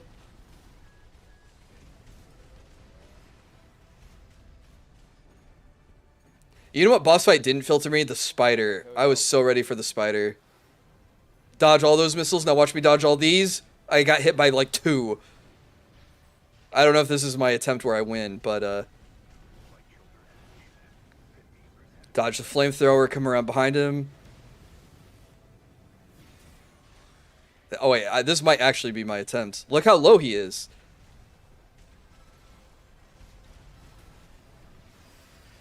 Oh, I break him again? Did I stun him out of the missile attack? Yeah, you did stun him out of the missile attack, Bill. Come on! No, I'm at 33. I don't think I clutch it. Do I clutch it? There's no way I clutch it. Oh my god. I can't believe how close that was. It was close. Oh my god. Yeah, oh, god, like how low health I had Baltius. I was ready for Spider. I had a full homing missile kit by then. I think Spider was when I had the pile driver melee weapon. I almost got filtered by this boss until I learned how to like stop being an idiot. Okay, here we go. Oh yeah, my unit 1 color scheme too. I'm out of boost. Oh yeah, I see the pile driver in my left hand.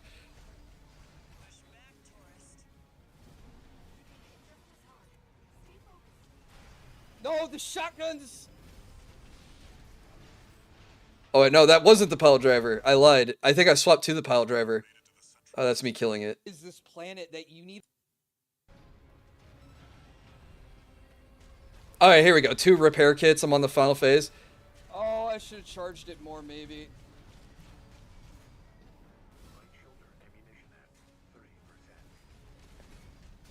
Yeah, just run in and pile drive it. Yeah! Oh. See? That was the best part. Yeah, pile bunker was what we wanted. Yeah, we did it. Man, Armored Core 6 was so good. Oh! I hope we make a DLC for it. Speaking of DLC, where's the Elden Ring DLC? Okay, what game did I... Oh, I gotta put my games list back up. We're putting... Armored Core 6, which was Action Game of the Year. So I played Indie Game of the Year, Action Game of the Year, and Game of the Year. Yeah, okay. This was a chill little game. I think I started it in 2023. We'll probably end up finishing it this week. I have a short sword in one hand and a whip in the other. But we've got... That's so awesome, dual wielding. We got Potion Permit, which is a lot like Stardew Valley. So those are the plants my father and his friend were trying to save. I thought cool little pixel art, very cozy game. But instead of running a farm, we run an alchemy workshop where we have to heal people. I think I cut to a spot. Yep, here we go. Perfect. My lower right arm feels weird. My right thigh. We heal people. We get paid money. We build relationships. Eventually, I think we can go on dates. I don't think I've unlocked that yet. But It'll come out when the Rapture starts. I think they said Elden Ring DLC comes out next year. Tiny me could eat like 500 eel roll. But now at this point, I feel like I'm getting. There's a poke place by me that has. I think it's Pokey, pronounced not Poke. But What was I saying? man, they have. I think they're just gonna keep saying next barbecue year eel with every the year log until it eventually comes out. and the bowls. It's so good. This game also reminded me a little bit of Atelier Sophie because of the crafting mini game. I'm seeing if I can find. Here we go. Yeah, so we have our alchemy mini game where we're trying to fit our pieces into the slots in the cauldron, I got this and we only have so many pieces that we can put per item. scrub recently that's been what is it made out of? Why am I talking about facial scrub? Oh, because I probably actually made a facial scrub in the It's like a game. black scrub. But man, has it done So, Potion Permit, a lot of fun. Space Marine 2 got delayed to later this year. I forgot about Space Marine. No, wait, I did remember it getting delayed, but I forgot about it, that it was a game until you mentioned it. But I do remember because I'm playing that with 2 other people, and I totally forgot about that getting delayed. But I can't wait to do we're going to do a co-op campaign collab stream. Is it distracting to have my list like this? Should I scroll it up so I'm not covering up the game? No, I've never done anything like this before, so we're just trying it out. But yeah, I think Potion Permit's a fun actually little feels nice to rub it into my face. a fun little Stardew Harvest Moon style game Try to take care of with my cute goals. pixel graphics. I am in my 30s. I don't And your animal companion is but that was some crappy super good It was because he digs up items for you and then he tells you where like, NPCs are. okay, you can't Great win. features. Like my grip would just suddenly just go, you're dropping this now. I was like, I think I'm talking about a pinched nerve there. Oh. Here's a great game. Oh, I scrolled down. Now you guys saw it. Spoiler. huh, Unique puzzle game teleporter. I'm guessing that was all about just like all the other exploration and reading all the clues in order to solve the mysteries of the universe. Which, if you know what you're doing, you can just spawn in and go right to the end. door. But I didn't know what I was doing, so I had to go to all the different planets and read all the We're different running this runes. experiment so we can prove the other wrong. And Inviting sand inside would disrupt our setup, and learn. so the door must remain I closed. learned what I had to do in order to win the game. The high energy labs being But, used in the Ash Twin project. Man, I am so happy that Dave Sun Ski City and Pack. others recommended this to me. Because I had a ton This of is the high fun energy playing this. labs outside. And all the unique and weird ways that I died in my pursuit of... This is the high energy lab, and I see scrolls in there I haven't read. in my pursuit of trying to win. I never played the DLC for this. I don't think the DLC adds Sunless City, but of course we can't. yeah, we'd die if we go through that. get through there, so we Um have to go this way. What was I saying? I don't know if it changes the ending or anything different. And the ending for this was kind of weird. All right, time to speed run our way there. I forgot what else was going on here. Music in this was really cool whenever you could find it, but music was also like a clue for finding people and solving some of the puzzles. Like you had to use every little. The game did teach you at points Enough times, I think. different things that you could do to explore and solve some of the puzzles. Like it wasn't just like all platforming and going to different areas. So come here, turn left, follow the cliff. Some puzzles were needed the camera to beat them. Some puzzles needed some understanding of quantum physics. I think there was one puzzle where I had to like turn off my flashlight and turn it back on in order to teleport using quantum physics. I think at one time I died because one of the quantum stones teleported inside of my ship and killed me. Go through here. Dodge the cactus. Yeah, this game was great. Outer Wilds. Okay.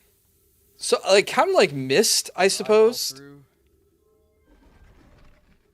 Or there's not really a whole lot that's killing you, but you have to figure out where to go and how to solve all the puzzles and everything else from all the clues that you read. This is the high energy lab, right? Okay. Okay, it's right here. I don't care that I take fall damage, because I make it to the... Alright, we sped run it. Oh my god, okay. Now if I close the door, will I stop sand from coming in? I actually don't think it stops the sand from coming in.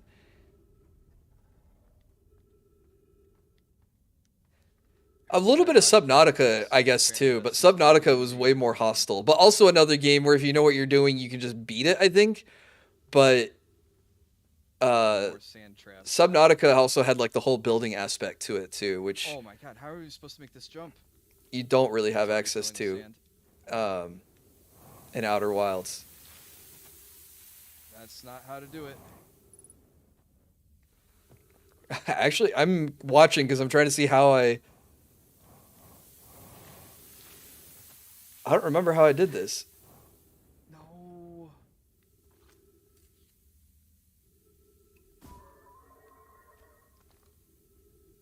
Did I just have to wait for the sand to fill up all the way?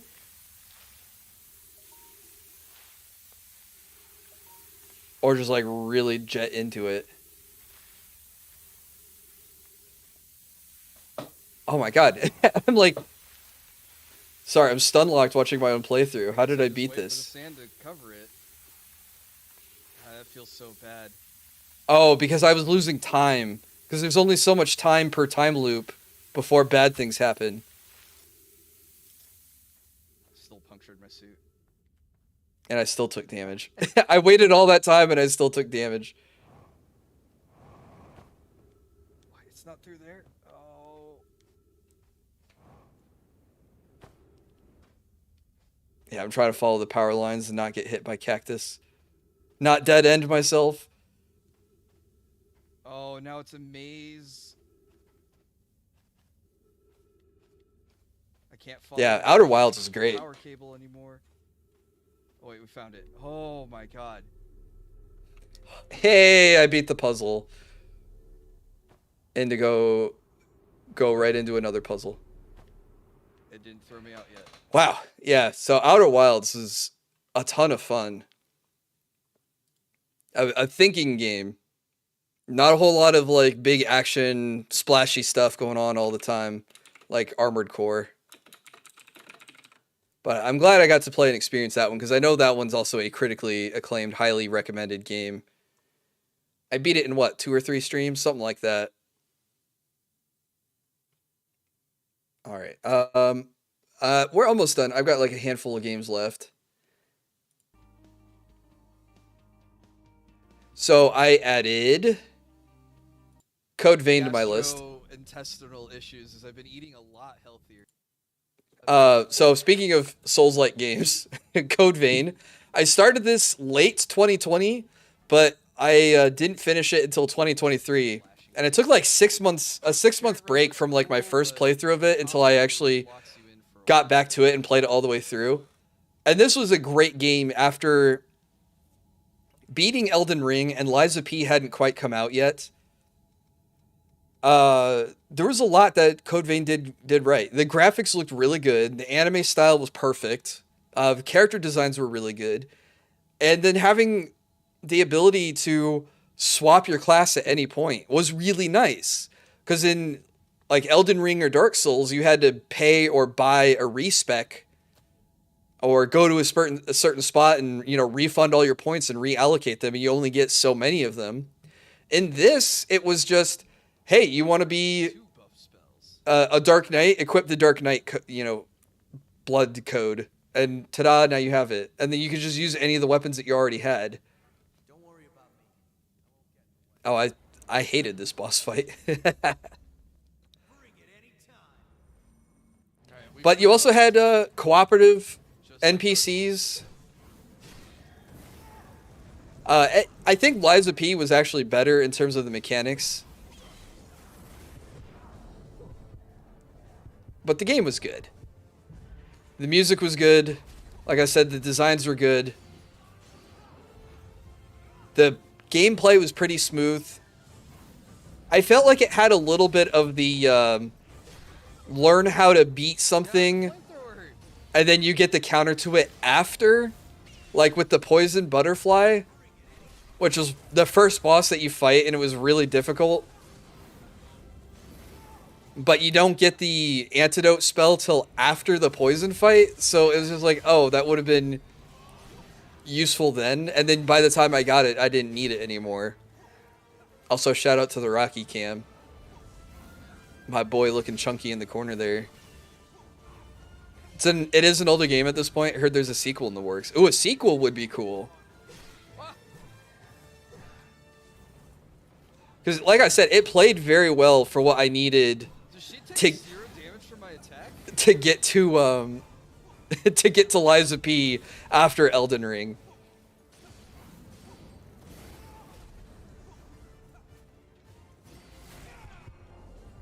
I'm just watching myself get my butt kicked here.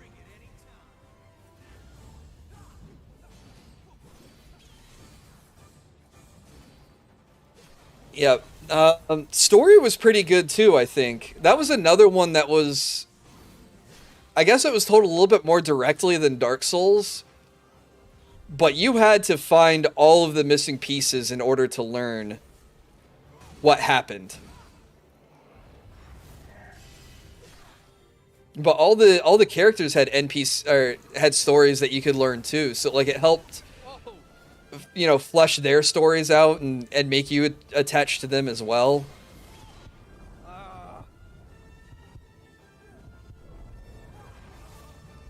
Oh, and since we talked about Engage having trying to make morally gray bad guys, this game had boss characters that were totally redeemable.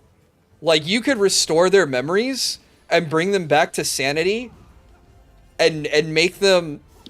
You could bring them back to being human, but you could bring them back to, you know, talking to you and helping you again. Helping you in far as, I think you got, like, extra items, I think. Oh, no! But you had to explore and unlock to get those things. You didn't just kill the boss and then you had the option of redeeming them.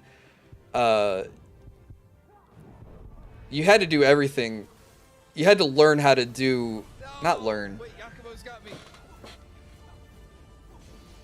You had to research the story in order to unlock the memories for everyone. Couldn't see around the fact Hey, what's up, Mercenary? Happy New Year, bro.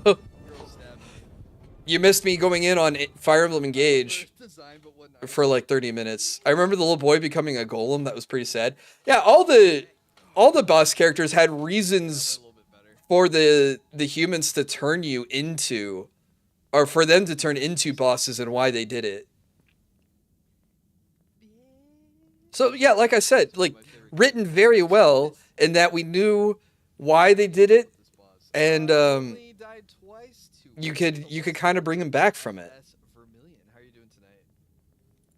Yeah, Code Vein was really good. If there's a Code Vein 2, I'll be pretty happy.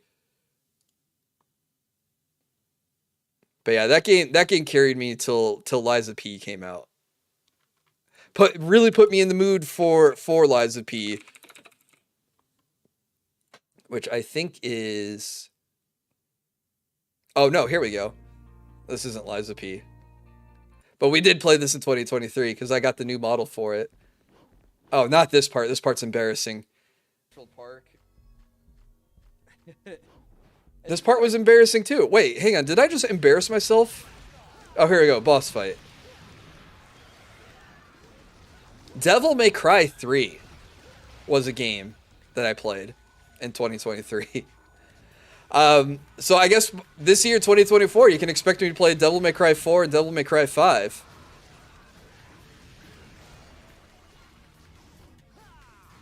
But I got to experience the Capcom action game. This game had a lot of frustrating moments, but I think that just comes with the age of it. Pushes me back into the sword swings. Perhaps older Fire Emblem games. Well, I played Awakening in 2023. I didn't play that one on stream, but I got to experience what Awakening is.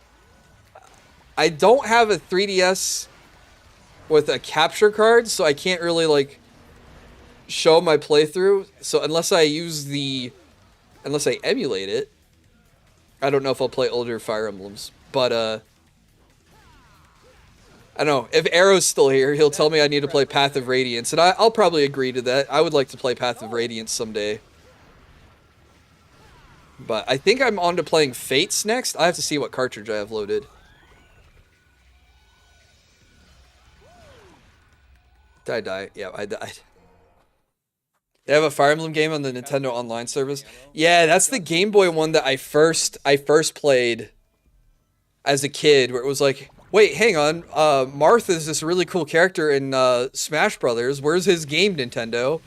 And then they came out with, here's Fire Emblem on the Game Boy Advance, and then I was like, oh, we get Hector and Eliwood and Lyn. There's 2 of them if you got the Japanese one. I do not have the Japanese one. Bust out the emulator. Path of Radiance, I remember the commercials with the Black Knight. Wait, they had commercials with the Black Knight? Oh, they gave you 6 and 7 if you have the Japanese one? Well, I guess I only have 7 then. Which was fun as a kid, but I think it would probably be missing a lot of features if I went back to try and play it as an adult, and I'd be like, wait, hang on. How come I can't change Matthew into a sniper, or vice versa? You know, it's like, oh, I'm stuck with him always being a thief and always going assassin. But, I don't know. Jafar was a cool character in 7, so... and Nino. And Lyn. And Hector. So... I love how on Devil May Cry we're talking about older Fire Emblems.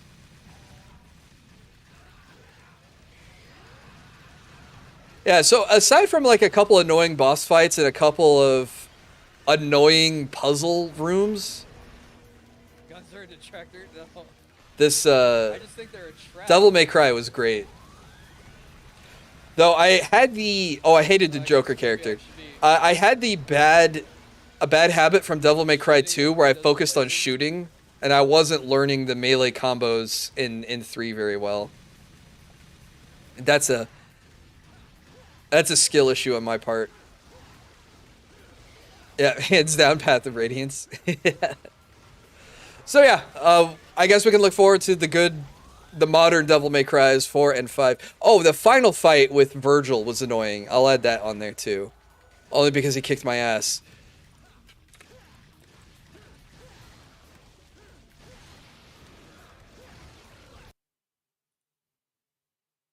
Oh, here's a fun little game that we got. For some reason, I didn't have my intro on this. Since you love Three Houses, you'll see similarities between Three Houses and Path of Radiance, Radiant Dawn. Okay, cool. Now you're getting me a little excited for it.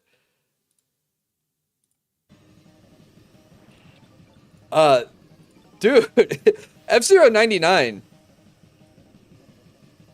Like the next Nintendo Battle Royale game. I wasn't sure at first how this would be good.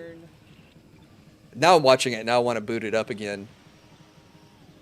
Unless they've already killed the servers for it. This was a blast. I didn't play the classic, like, Super Nintendo F-Zero. I played F-Zero on the N64. But a lot of the same concepts are there. Like, your ship taking damage as you crash into people, sacrificing health for boosts. Hey, pass the remote. Thank you for the raid. Happy New Year to you. Hopefully you had a good stream. I'm reviewing my last few games that I played in 2023 and really enjoyed. New color? Yeah, I'm gonna boot this up when I'm done with the stream. I'll have to fit this in and play it again, because this was a lot of fun. You had individual races, and then you had the Grand Prix races, where you had to keep your rank above a certain spot to not get knocked out. Your stream was fun. What did you stream? I don't even know what I'm competing with there, but that makes me feel a lot better. Yeah, F-Zero 99. 99 pilots racing against each other at the same time. It said 5 seconds till a special event. Yeah, but the special event runs for 15-ish minutes, so I can run another race and then jump right back into it. Yeah, that was the plan anyway. I need more practice on Sand Ocean.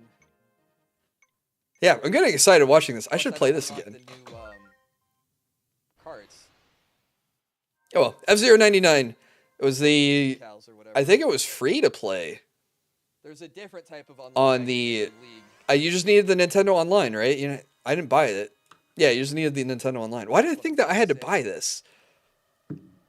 Yeah, this was a fun twist on the Battle Royale genre that we saw from Nintendo. And they'd already done this with like Mario 35 and Tetris 99. Yeah, these types of games. The elimination is just really cool. Oh, there was a GameCube F-Zero. I don't remember playing that one. I think because we were just so busy playing Kirby Air Ride, we didn't play any other racing games. Yeah, F-Zero did a really good job of giving you a sense of speed, not only in that your carts always went fast, but you could sacrifice health for speed. It was a huge mechanic.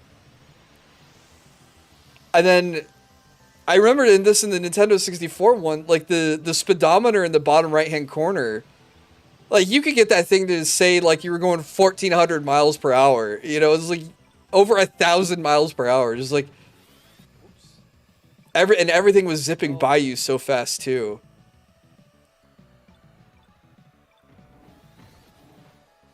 Yeah, I'm watching this and going, I should boot this up. Oh yeah, I forgot going for the KOs was kind of fun. I think I get blown up here. Look how low I am. I'm like trying to play it safe. Bump, bump. Don't hit me. Don't hit me. I just got to make it around this corner. Don't hit me, I'm fragile. Okay, I make it to the heel. Okay. And I'm back to like a third of my health. I'm like, okay, I'm fine. Yeah, this was a lot of fun. I'm gonna play this again. Alright, couple more games left.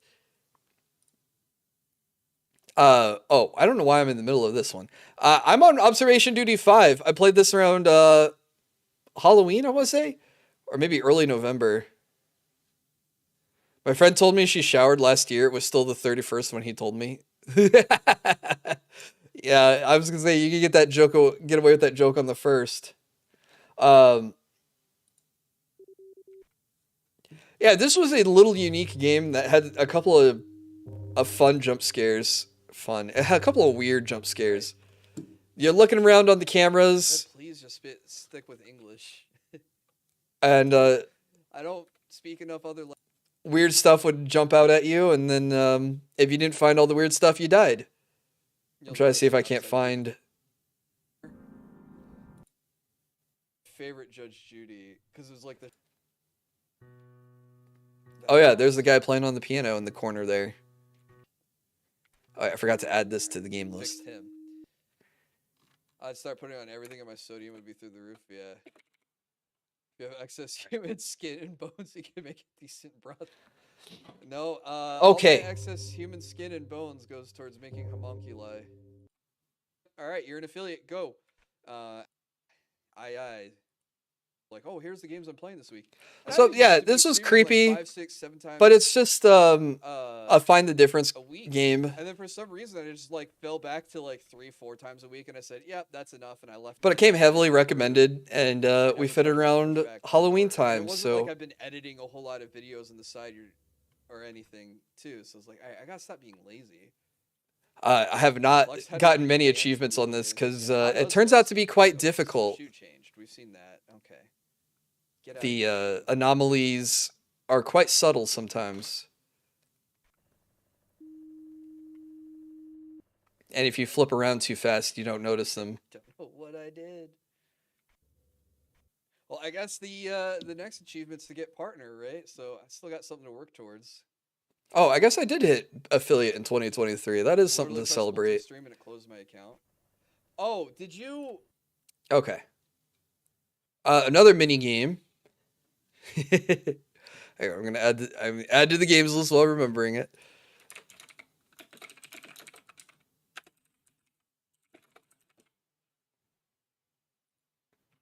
Fun little puzzle game. Pushed out instead of going in. Suika game, the watermelon game, was a little bit of a meme game. I still play this though. Okay, This game is so, strawberries up here. I don't know why it's addicting, Might make a grape in the future. or Okay, I don't know why I keep going back to it. that's working. But a pretty mix good. of like Tetris and I don't know, like shape matching and a little bit of physics, because there's so many times where I make a peach or a pineapple and then my cherries go flying out of the map. No. All right, what if I drop this? So like the right amount of frustration and Push those technique. two grapes together. No. Wow, that was a bad drop. I'm trying so hard to get those two grapes to touch and I can't do it. Okay. Oh, this wasn't the default music, by the way. This was, I think I played Lo-Fi Girl during this. Because I thought the music for the base game would get a little too repetitive. But I wanted to give this one a shout out too, because I still actively play this game today. Discord. All right. I don't know why I'm checking the Discord. I don't know. Hopefully I'm doing this. I think I'm just talking about all the games I played in 2023. There's probably more than this. But these are the ones that I thought of when I was preparing the stream. Alright. Fury. Can't forget Fury. We beat this in 2 streams, but man, was the mechanics in this game just like absolutely perfect. I was talking earlier about how I liked Armored Core and Lies of P and Code Vein. Just these games where you have to learn boss patterns Spoiler alert if you're not watching. and play tight, play neat, learn patterns, master your movement. For you or for me? This game was really good. And it was great that it was just all boss fights. You know, you didn't have to like explore any worlds, you didn't have to like fight any trash monsters. You just had to fight a boss, take a break, go to the next boss room, fight that boss, rinse and repeat. I spent an hour on the final boss though. Well, That guy was super annoying.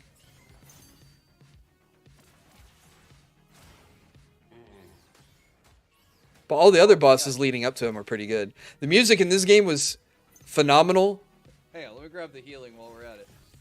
especially with getting like Carpenter Brute was I think the only artist I actually listened to outside of the game. Oh yeah. He's like, ah, and I'm like, yep. Poor old man.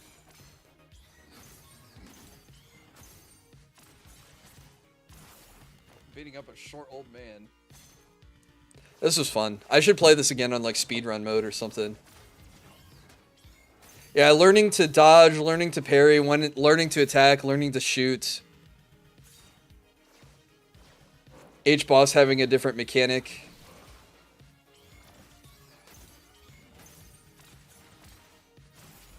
phase over? All right. And then the phases resetting your health was pretty nice. Oh, why are they so much harder to dodge? Oh, because they pulse out. Oof. I'm watching myself get my butt kicked. I'm like, Okay, I see where the molding comes in. I molded. Oh, I died. This game definitely made me mold. When you get to those last strokes, the balls get bigger. Thanks, Ren. Whoa, that's a out of context clip. You missed out on Hi-Fi Rush. What's up, Zach? Yeah, I think we talked about one of the Just Chatting streams. We talked about getting Hi-Fi Rush. Is it still on sale? Or maybe I have it. Oops. All right, hang on. I got my Steam up. Hi-Fi Rush. In library. All right, so this will be a 2024 game. It's on Game Pass. I don't have Game Pass. Oh, this did come out on 2023. Yeah, we should play this. Where is Starfield on your list? I didn't play Starfield, so it's not on my list. I watched a little bit of Starfield, but I didn't think it looked Reggie. I didn't think it looked that different from like Fallout 4. I don't know, I just wasn't excited for it. I had more fun making fun of it than actually like showing any interest in playing it. And my brother, like, he said he played it and he enjoyed it. But my friend said he had more fun building the ship than the combat. Yeah, I would have fun building the ship if like building the ship was the main point of the game, like Armored Core but with like spaceships. Yeah, we aren't missing much. I wanted to like it, but it was aggressively mid at best. Yeah, it probably wasn't a bad game, but it just didn't excite me to look at it, you know? Oh crap, what am I doing here? No. Hang on, just let me get the healing.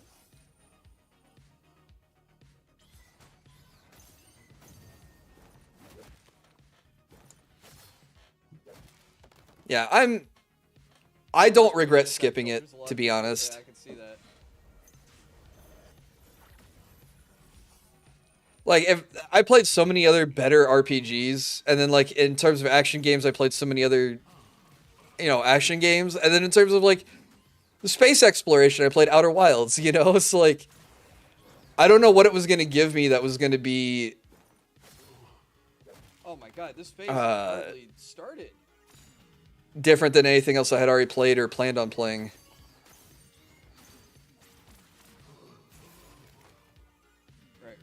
Went back in the stream. Fire Emblem 17 leaned on gameplay than writing. 16 leaned on writing over gameplay. I feel like the gameplay in Three Houses was great though. The customization of the units was good. Combat arts was awesome. I'm sad that those went away. Gambits were overpowered and those went away. We didn't get monster fighting like we got. That's the guy who never played Nier. In Three Houses, with like breaking the armor pieces to get crafting materials and stuff. I don't know.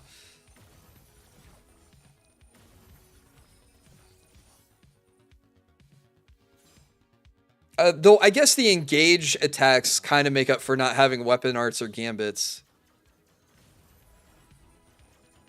Oh yeah, I have to break the pillars in this. Been hearing Bomb Rush Cyberpunk is pretty good too. I'll have to check into that. Lackluster maps in 16. Oh, you know, good point. Engage did have better map design. Also, it had, but I mean, like, it also had maps that it borrowed from other Fire Emblems. So it's not like it had anything. Oh, he's making more bullets. Well, it's not like they were all pure. Were all new. Some new and unique. Some of them were reused. I think those are all for the loyalty missions with the emblems, not necessarily the actual.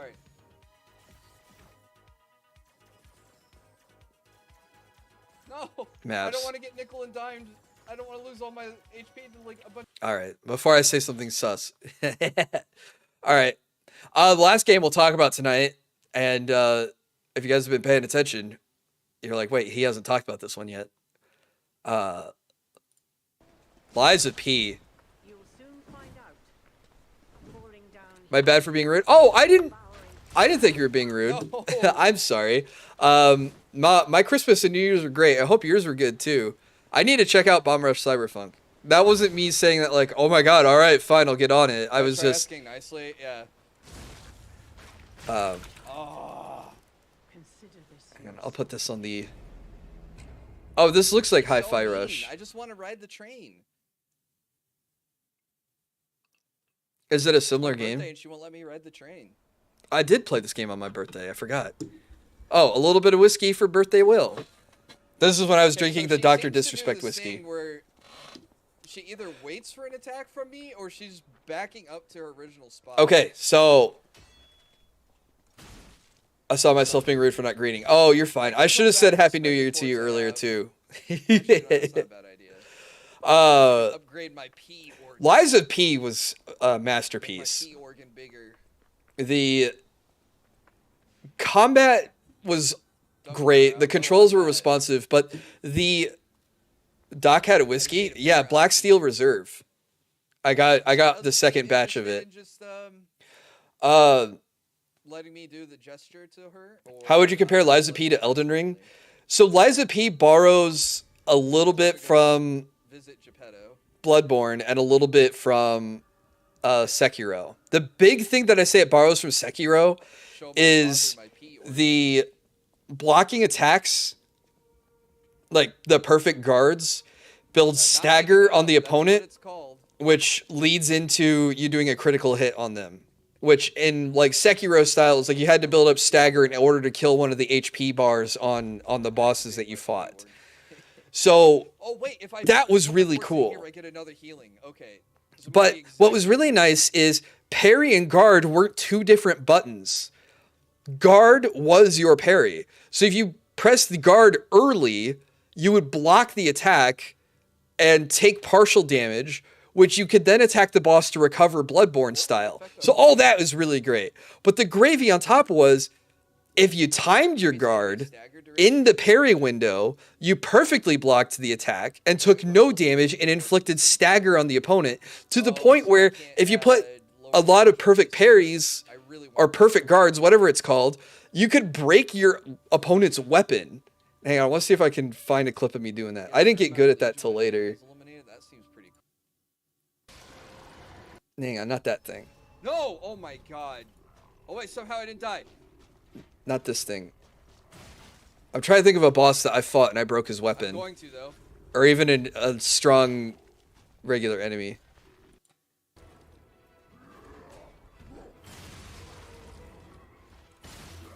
This is another boss fight. Man, where was it? Oh, what about the Pop Goes the Weasel guy? Wait, where did I fight him?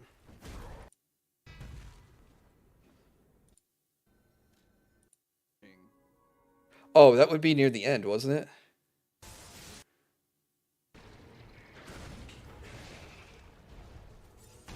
Oh, it was near here. Oh, there is a Stargazer. It was literally after the guy. The guy. Stop reading my Here we go. notes.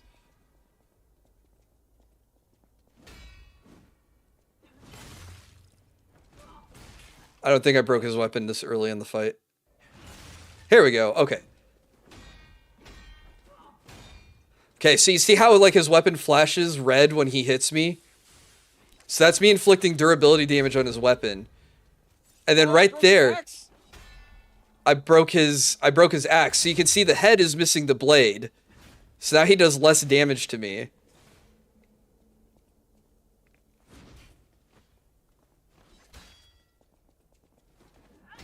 You can't do that leap attack anymore, can you? Spoiler alert, he still can't do the leap attack. But just the fact I that didn't like take a whole lot of hits, but I broke your weapon, so I'm pretty happy about that. I could inflict damage through the boss in different ways besides just health was kind of cool.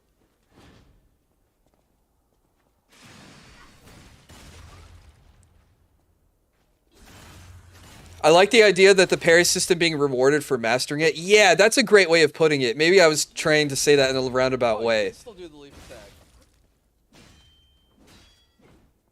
There's just so much in the backlog and on the horizon. True. Circle parry into the backstab. A couple other things going for Liza P. The character building, your stats are, there's less stats to worry about than like you had in Dark Souls. Because like in Dark Souls you have, don't you have like faith and intellect and arcane? It was strange that like you could have like 3 different stats for magic casting, whereas in this it was like magic status. Oh, maybe not even that much. Maybe it was just like magic, strength, dex, stamina, health, and then carrying capacity. So the stat system is more streamlined. Hey, what's up, Aaron? Happy New Year to you, dude. And then, what was the other thing I was going to say? Oh, the weapons. There's no stat requirements on any of the weapons. So if you find a weapon and you wanted to try it out, you could equip it and go and see if you like it. I'm not going to get the stagger attack. It's not like Dark Souls where it's like, oh, cool, I found this really awesome greatsword. Oh, but it has like a weird int and faith requirement before I could equip it. Oh, I shouldn't have gone for the... You know, then it's like, okay, well, let me put all my stats together to try to use that weapon. And then you try it out, and then you hate it. I was like, oh, but I put my stats to build up this way. Yeah. Thank God it's one of the things I hate about Soulsborns. Wait, oh, he broke my guard. I had no stamina. Yeah. So, those are 2 things I think are really going for it. The rewarding yourself for mastering the parry system. Because so much of the game's combat is built around it, I think. Hey, what's up, Hare? And then also the Happy New Year, Hare. No! And then the free use weapons. And then, in a unique aspect too, you can customize the weapons. Because each weapon, aside from the boss weapons, has a blade and a handle.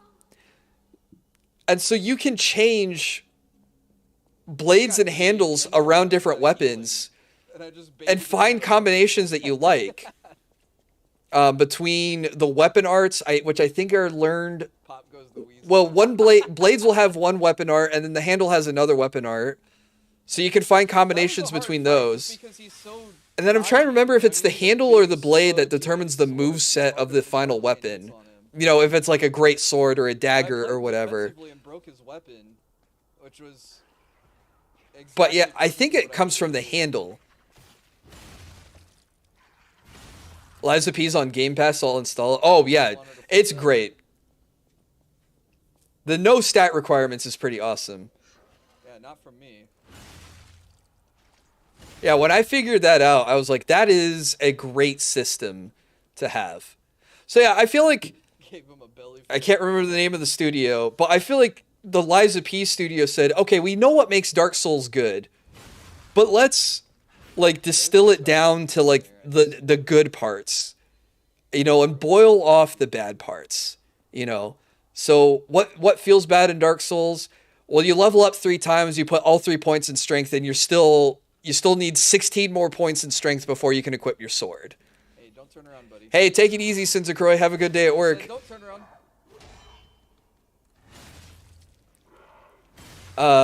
And then like, okay, hey, you want to feel like a parry god? Well, if you take the time to learn... That was a really weird death animation.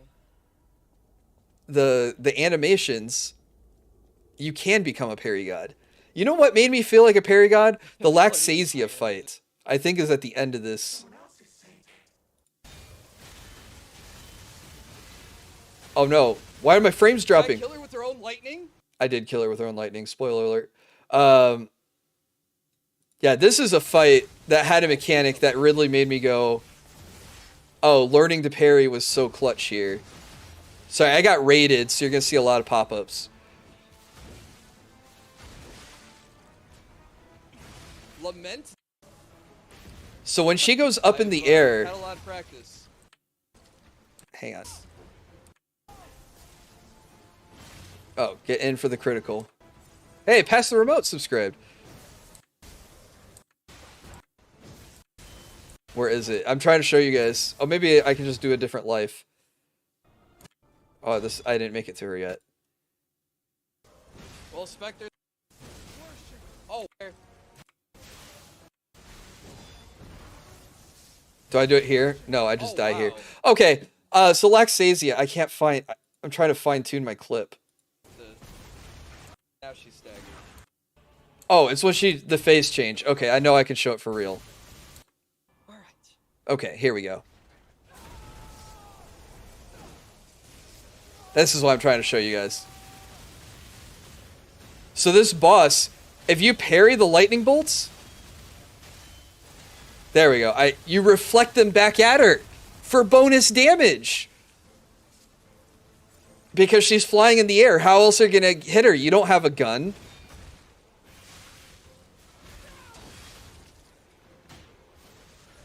So yeah, they really did a good job of building the game on parrying batters and then letting you learn how to parry.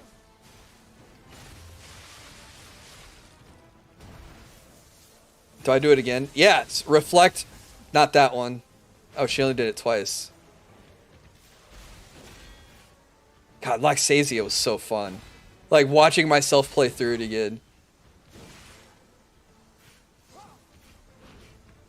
'Cause she has, like, an 18-hit combo, too.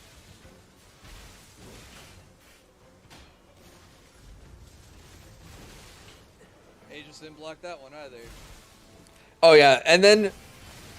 While I'm talking about how great the parrying is, in, like, Dark Souls, not every attack is parryable. And you don't learn which ones are parryable without trial and error. In Liza P, every attack can be parried. What? Every single one. Even lightning bolts being thrown at you, you can fling back at the boss. That was something else that I thought was really good, too. Whereas Dark Souls is like, hey, here's a parry. And you're like, okay, can I parry that? Nope. Well, how do I know if I can parry it? The only thing that the game telegraphs is when a monster glows red, it ignores iframes, and you can't guard the attack for, like, partial damage. You have to parry it, or get, like, just completely disengage and get out of range of the attack. So yeah, I felt like they streamlined a lot of the Dark Souls formula. And yeah, if they make their DLC before Elden Ring, that's gonna be something else. But like, I think FromSoft needs to be on the lookout, because like, I'm pretty sure it does when she shoots this lightning feels like purples, FromSoft and but her- better.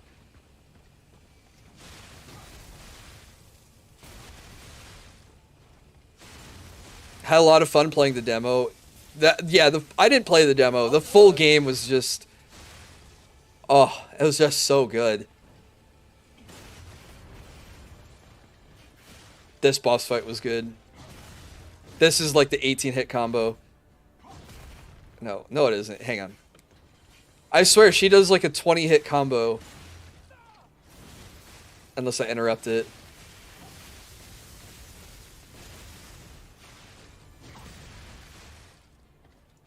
I'm trying to watch, because I've mentioned this 18-hit combo like 4 times, and we haven't hit it yet.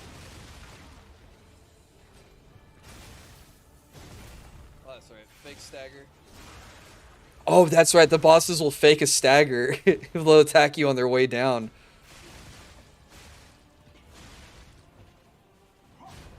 Oh, this is it. 2, 3, 4, 5, 6, 7, 8, 9, 10, 11, 12, 13.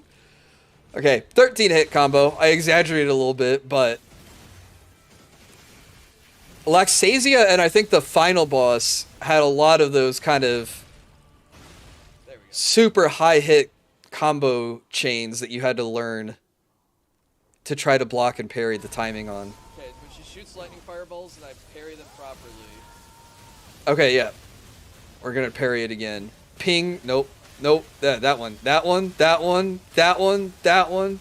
Okay. Oh my god, why are you correct? I did like 5 out of 6 there. Yeah, great boss fight. Laxasia was fun. I think also helps demonstrate like how good the game is, the music, everything. I wish Liza P won something. I don't know if it did win anything at the Video Game Awards, but you know, if Elden Ring took Game of the Year one time, I think Lies of P had a chance.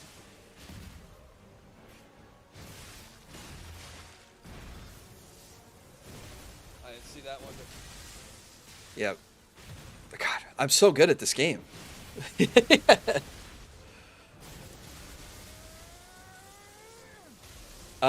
Yeah, and then Lies of P. What a frame to end on. Lies of P was the last game I wanted to talk about. Did I not get a game on there? Oh, I forgot to put Fury on. Okay, I did do Suika game. Okay, Fury and then Lies of P. I think it was panned for being too safe even for a Soulsborne. I guess that makes sense. Okay, all right, I can pull up my whole list on the screen now. Oops. Like I said, I try to focus on playing good games, and it looks like in 2023 I play a lot of good games. Played 3 of the Game of the Years, the big Game of the Year, the indie Game of the Year, and the action Game of the Year. So yeah, 2023 was a powerhouse of a year for games. So many amazing titles came out, and now I don't know what's coming out in 2024. I did play Mario Wonder. I didn't beat it. I personally wasn't like super I wasn't like blown away by anything in Mario Wonder. I mean, it was fun for what it was. But Tekken 8 is late January. I'm not a big fighting game person. I didn't put Street Fighter 6 on the list because I only streamed it once. And then after I streamed it once, I played it like 2 or 3 other times. And I really wanted to get into a fighting game after Smash Brothers, but I'm either just like terrible at them or it's just not my cup of tea. But yeah, like 2023 was crazy for games because like I can throw Street Fighter 6 out there, and we had Mario Wonder, you know, so we had a new Nintendo platforming game. I mean, like there's so much good that came out in 23. Tears of the Kingdom. I never played Breath of the Wild or Tears of the Kingdom, but I do know that those games are also amazing. At least people say they're amazing. I can't. Not fair for me to say they're amazing because I've never played them. Baldur's Gate 3 shook the industry in a huge way. I absolutely agree. I saw people molding about it on Twitter. Like, what, like 2 months after it was released, 3 months after it released, it still had 200,000 active players on Steam. Steam! Like, the game was releasing on console. And what am I trying to say? It was releasing on console, and like the player base on PC was still almost at the height of what's release. You know, so people are like, "Oh, this is gonna come out, and then it's just gonna lose to Starfield." Like, no one had. There's a lot of people who had no faith in Baldur's Gate, but for how. I don't know. I felt like there was a lot of passion that went into Baldur's Gate 3, which came out in the voice acting, came out in the strong writing, came out in the decent mechanics. I mean, it's a huge game with a lot of moving parts, so you're going to run into bugs. But, and this is in no particular order, because I would put Lies of P near the top, not near the bottom. Hang on, I need to put that disclaimer in here before someone goes, "You put Lies of P at the bottom?" Hang on. In no particular order. Because I wouldn't agree with myself with Lies of P at the bottom.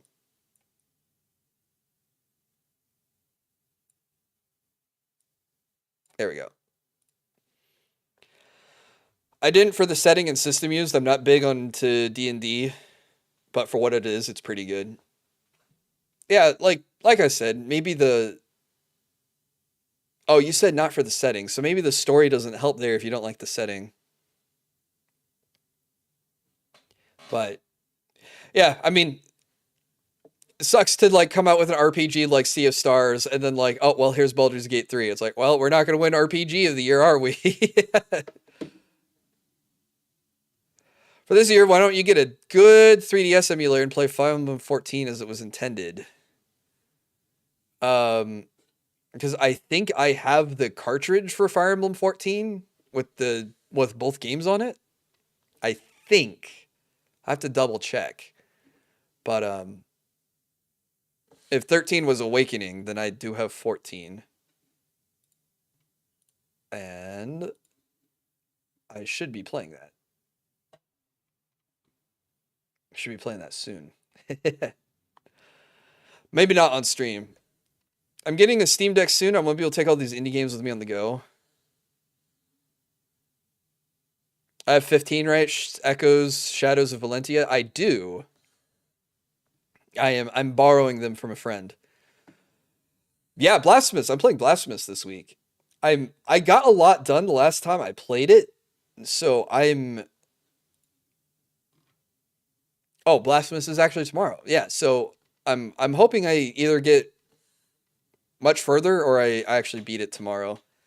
And Potion Permit should be later this week. And then Lethal Company with everyone on Friday. Yeah. So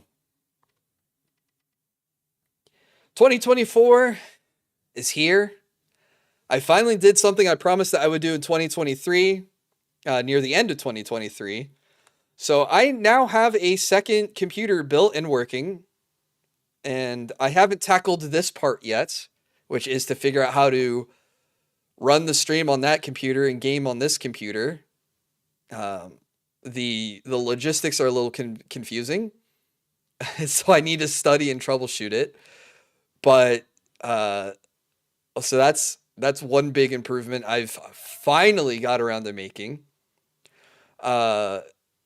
Also, I released one review already. You guys haven't seen it. I reviewed Endoparasitic, which was a survival game I played in 2022. It's the one-handed game, which was actually quite fun if it was a little bit of a short game. So I'm finally getting back to content creation after nearly 3 years of doing this VTubing thing. So we're going to try to... I'm going to try to make more edited videos to go with the shorts and the streams. Is using two PCs common for streaming? It's probably not common. It's probably overkill, and I could probably get away with not doing it. But I have two big reasons why I want to do it. Number one is I've had problems where this computer that I'm running the stream on and running the game on will crash or... I don't know, like the game's like acting weird. I think it was Armored Core we ran into this where even rebooting the game didn't fix it. I had to do a full PC restart. And with the way things run on YouTube, if I kill the stream for whatever reason, I have to make a new stream. And then it makes another video, and then it pushes everything out to subscribers. And then I feel like I annoy people by it coming out there anymore.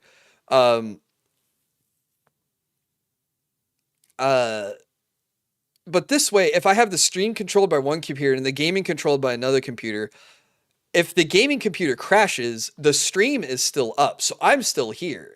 And I can, troubleshoot and fix and do what I need to do without the stream disappearing, which has happened a few times before. The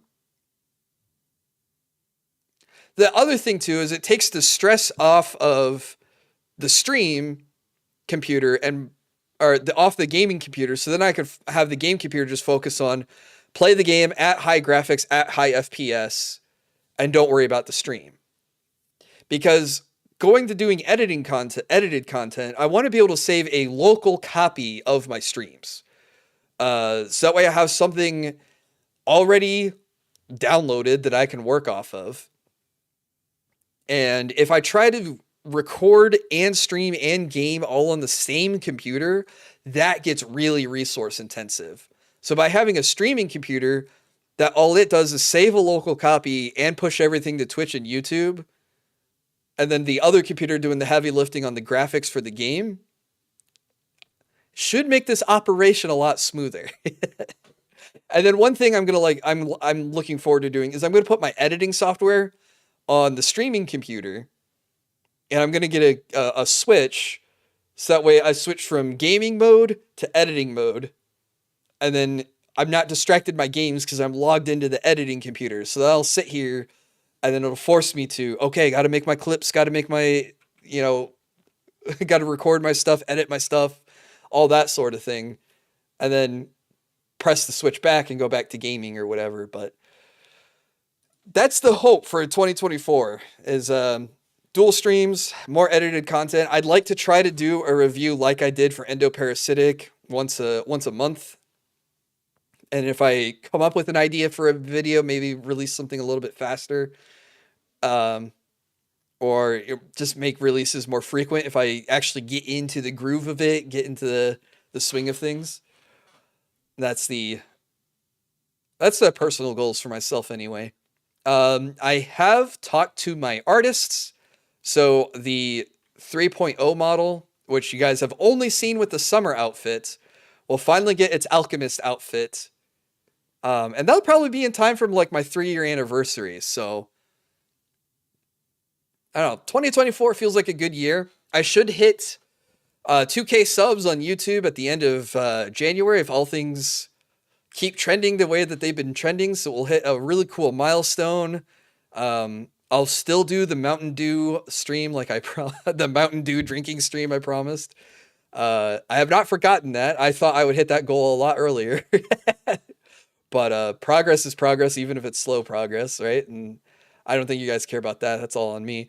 Have I given any thought to doing vertical streaming from the phones? I read up that doing so will have you show up in shorts as live. I don't know if I fully understand what you're suggesting either. I know I could stream to TikTok in a vertical format, and I can do that through Streamlabs. I just don't know how I can take the gameplay and take the VTuber model and do all of that and make a worthwhile TikTok live stream out of it. Maybe it'd be something to do for just chatting, but again, that would just be, I think that would be for growing my TikTok audience and not necessarily on YouTube. YouTube lets you do vertical streams because the Hollow Girls are doing that. I'll have to research into that a little bit more.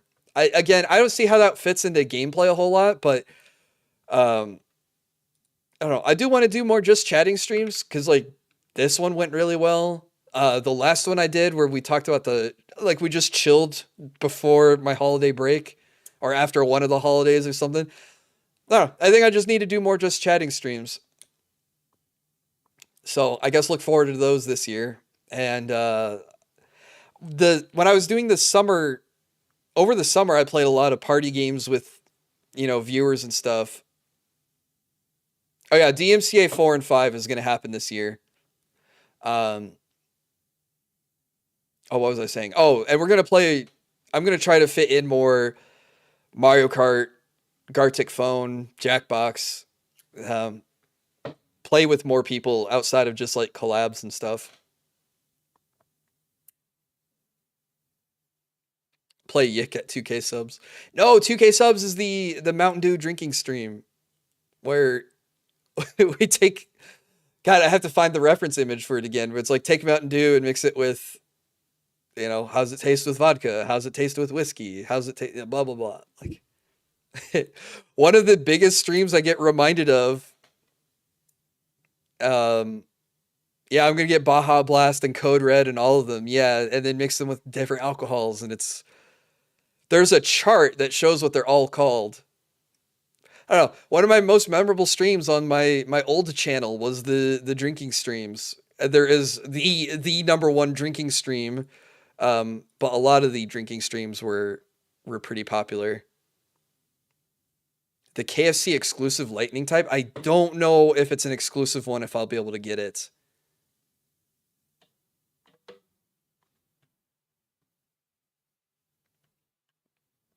Hang on. Hopefully that didn't just bust something.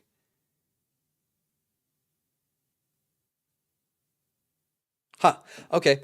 Gotta bring back drinking games like Smash, Kart, and Party. Maybe. I don't want to, with my stomach stuff, I don't want to make like drinking streams I don't know. I want to say that for special occasions. Not all that often. Not all the timer kind of thing. I know my KFC has both Baja Blast and Lightning in the drink fountain. Oh, I think you can get Baja Blast in like cans or 2 liters now. I don't think that's like completely exclusive to Taco Bell. But like I said, Mercenary, I have a chart of all the Mountain Dews and all the different alcohols that you're supposed to mix them with and what they're all called. Make it a holiday style stream for drinking. Oh, is that where I charge $100 for to take a sip of something and then swish it around in my mouth like water? God, that was, oh, God. How expert of a drinker do you have to be to like gargle gin and like not flinch? Oh, bleh, bleh. Not me, man. I couldn't do it.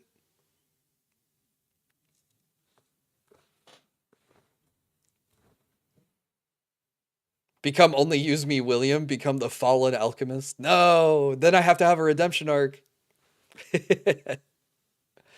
Got to be a frequent drinker for sure. I'm not. That's not me. I'm a very occasional. Like, get me to 2K subs and I'll do a drinking stream, and then probably never again till my birthday, and then probably never again till the holidays if I'm not busy during the holidays again. All right. Well. Yeah, it was fun talking with you guys about what games were good and what games were bad in 2023. It looks like I missed a few because, like I said, I didn't play Tears of the Kingdom. I didn't play Starfield.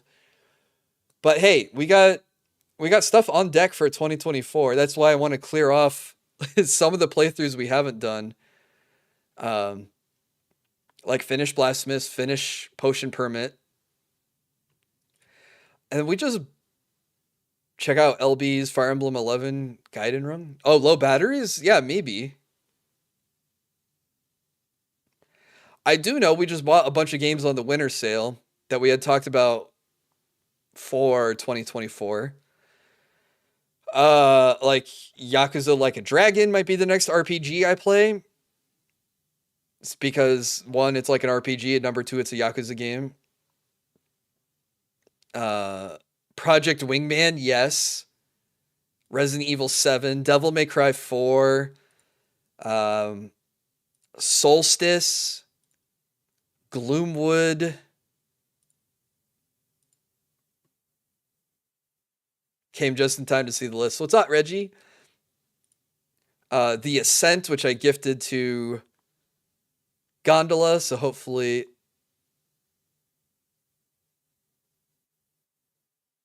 Moonlighter? What was Moonlighter?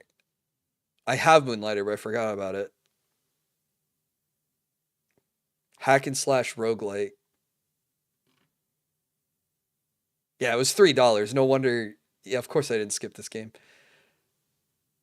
Biscuit wants this game. I might buy it for Biscuit. I haven't heard from him in a while, so maybe that'll be a good icebreaker. Should check out Buckshot Roulette. Is that on Steam?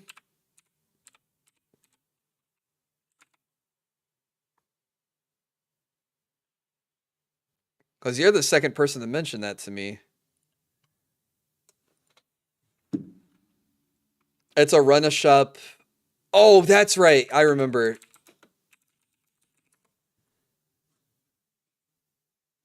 Oh, it's on. I'm surprised the engage is so high. It's in no particular order, Reggie. I did rant about it for like 30 minutes. Tabletop horror game that attempts to redesign the infamous game of Russian roulette.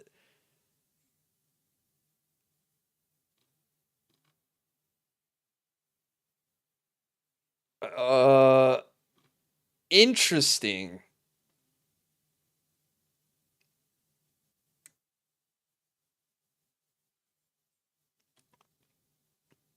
Then this list makes more sense. Yeah, I wouldn't put Lies of P so far on the bottom.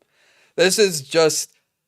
I was trying to get a mix of games that I played on stream and off stream, so that's why you see Nikke on there and Baldur's Gate 3, because I didn't stream those games, but I definitely played them last year. RimWorld not being number 1 already confused me.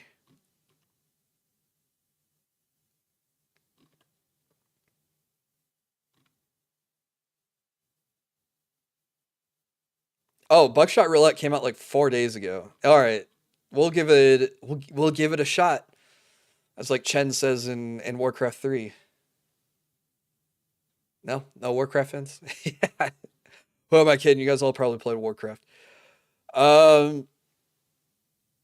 Yeah. So I got we'll get the model update this year. We'll get dual streaming figured out. I'll keep making reviews or other edited videos. Give it a shot. Could be a blank. Nah, that was the Pandaren Brewmaster that would say that. Warcraft 3 was good. Yeah, too bad Reforged was such a fart. Huh? That didn't... Man, Blizzard dropped the ball on that. I should have put Hearthstone on this list, because I did 2 expansion pack opening streams for Hearthstone, and Hearthstone's still a lot of fun. While we're talking about Warcraft. The card game is good. Don't know about the rest. I never played Warcraft over here? No, you're missing out.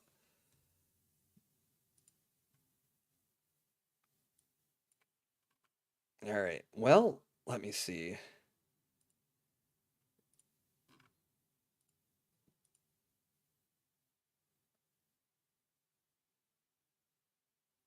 Oh, we can...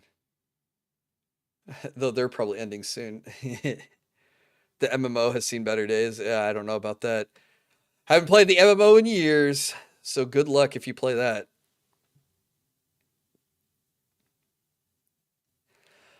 All right, so talked a little bit about what we're going to do for 2024. Like I said, we'll hit 2K subs. We got the new model coming, drinking stream. What else am I thinking of? Dual PCs, more edited content. And oh, and then games, obviously. I already talked about games. Project Wingman, Hi-Fi Rush, Dave the Diver, Curse the Golf, Dredge, Yakuza Like a Dragon, Neon White. I do want to do a nostalgia stream at some point, and I play the original Command and Conquer because I bought that for like $4. Any movies? I need to check out some anime. I need to watch Pluto. I apparently need to watch Jujutsu Kaisen because you guys got mad that I haven't seen that yet. What else is there? Oh, I'm gonna watch Spy X Family with the waifu. That's on our to watch together. I don't know about any other movies or anime. Gotta get my memes off quick. Willhouse, Milk, You're a Nerd That Likes Food, School Sucks, and Crabs Are Great. All right, I agree to all that, Reggie. Goblin Slayer Season 2? Nah. I didn't watch Goblin Slayer. Goblin. I didn't watch Goblin Slayer 1, so I don't know. Pluto. I've been recommended Pluto a bunch. We need to watch that. Oh, and Blue Eyed Samurai. I've heard that's a pretty good show. I haven't watched that yet. All right. What? Yeah, I haven't seen Goblin Slayer. I don't know if I'd like it. It just, I don't know. Anime is so hit and miss for me these days. Did you guys see that flash, or was that black flash just totally on my end? Hang on, I'm gonna hit live. Oh no, maybe I can't watch myself live. It has D&D elements to it. I'll have to check it out. Oh, okay. No, I'm almost... Why is there not a live button on YouTube when I'm watching my own playback?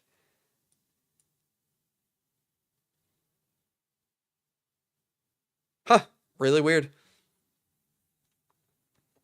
All right, guys. We'll be back tomorrow for Blasphemous. And you guys should say hi to Yuki and Yuna if they're still streaming, though they're probably going to be ending here soon. They're also an hour ahead of me, so it's after midnight their time. And then on Twitch, who do we want to raid on Twitch? We should raid Gondola. He's playing the Punisher game. Gondola Gaming. Okay. No problem, Proc Stream. I hope you have a great new year too. I'll check out that buckshot roulette game. Looks creepy. Creepy is good. 2024 will be the year of the Wheelhouse. Yeah. Yeah, we'll hit 2K subs. We'll hit, I don't know. That's really the only milestone I'm coming up on that I'm excited for. And then we'll do the Mountain Dew drinking stream. And then beyond that, I don't got anything else. So hopefully you guys have a great week. Hopefully you guys tune in for Blasphemous and Potion Permit and Lethal Company. That's what's coming later this week. And then, like I always say, stay safe, stay healthy, stay out of trouble. And I look forward to seeing you next time. Bye-bye for now.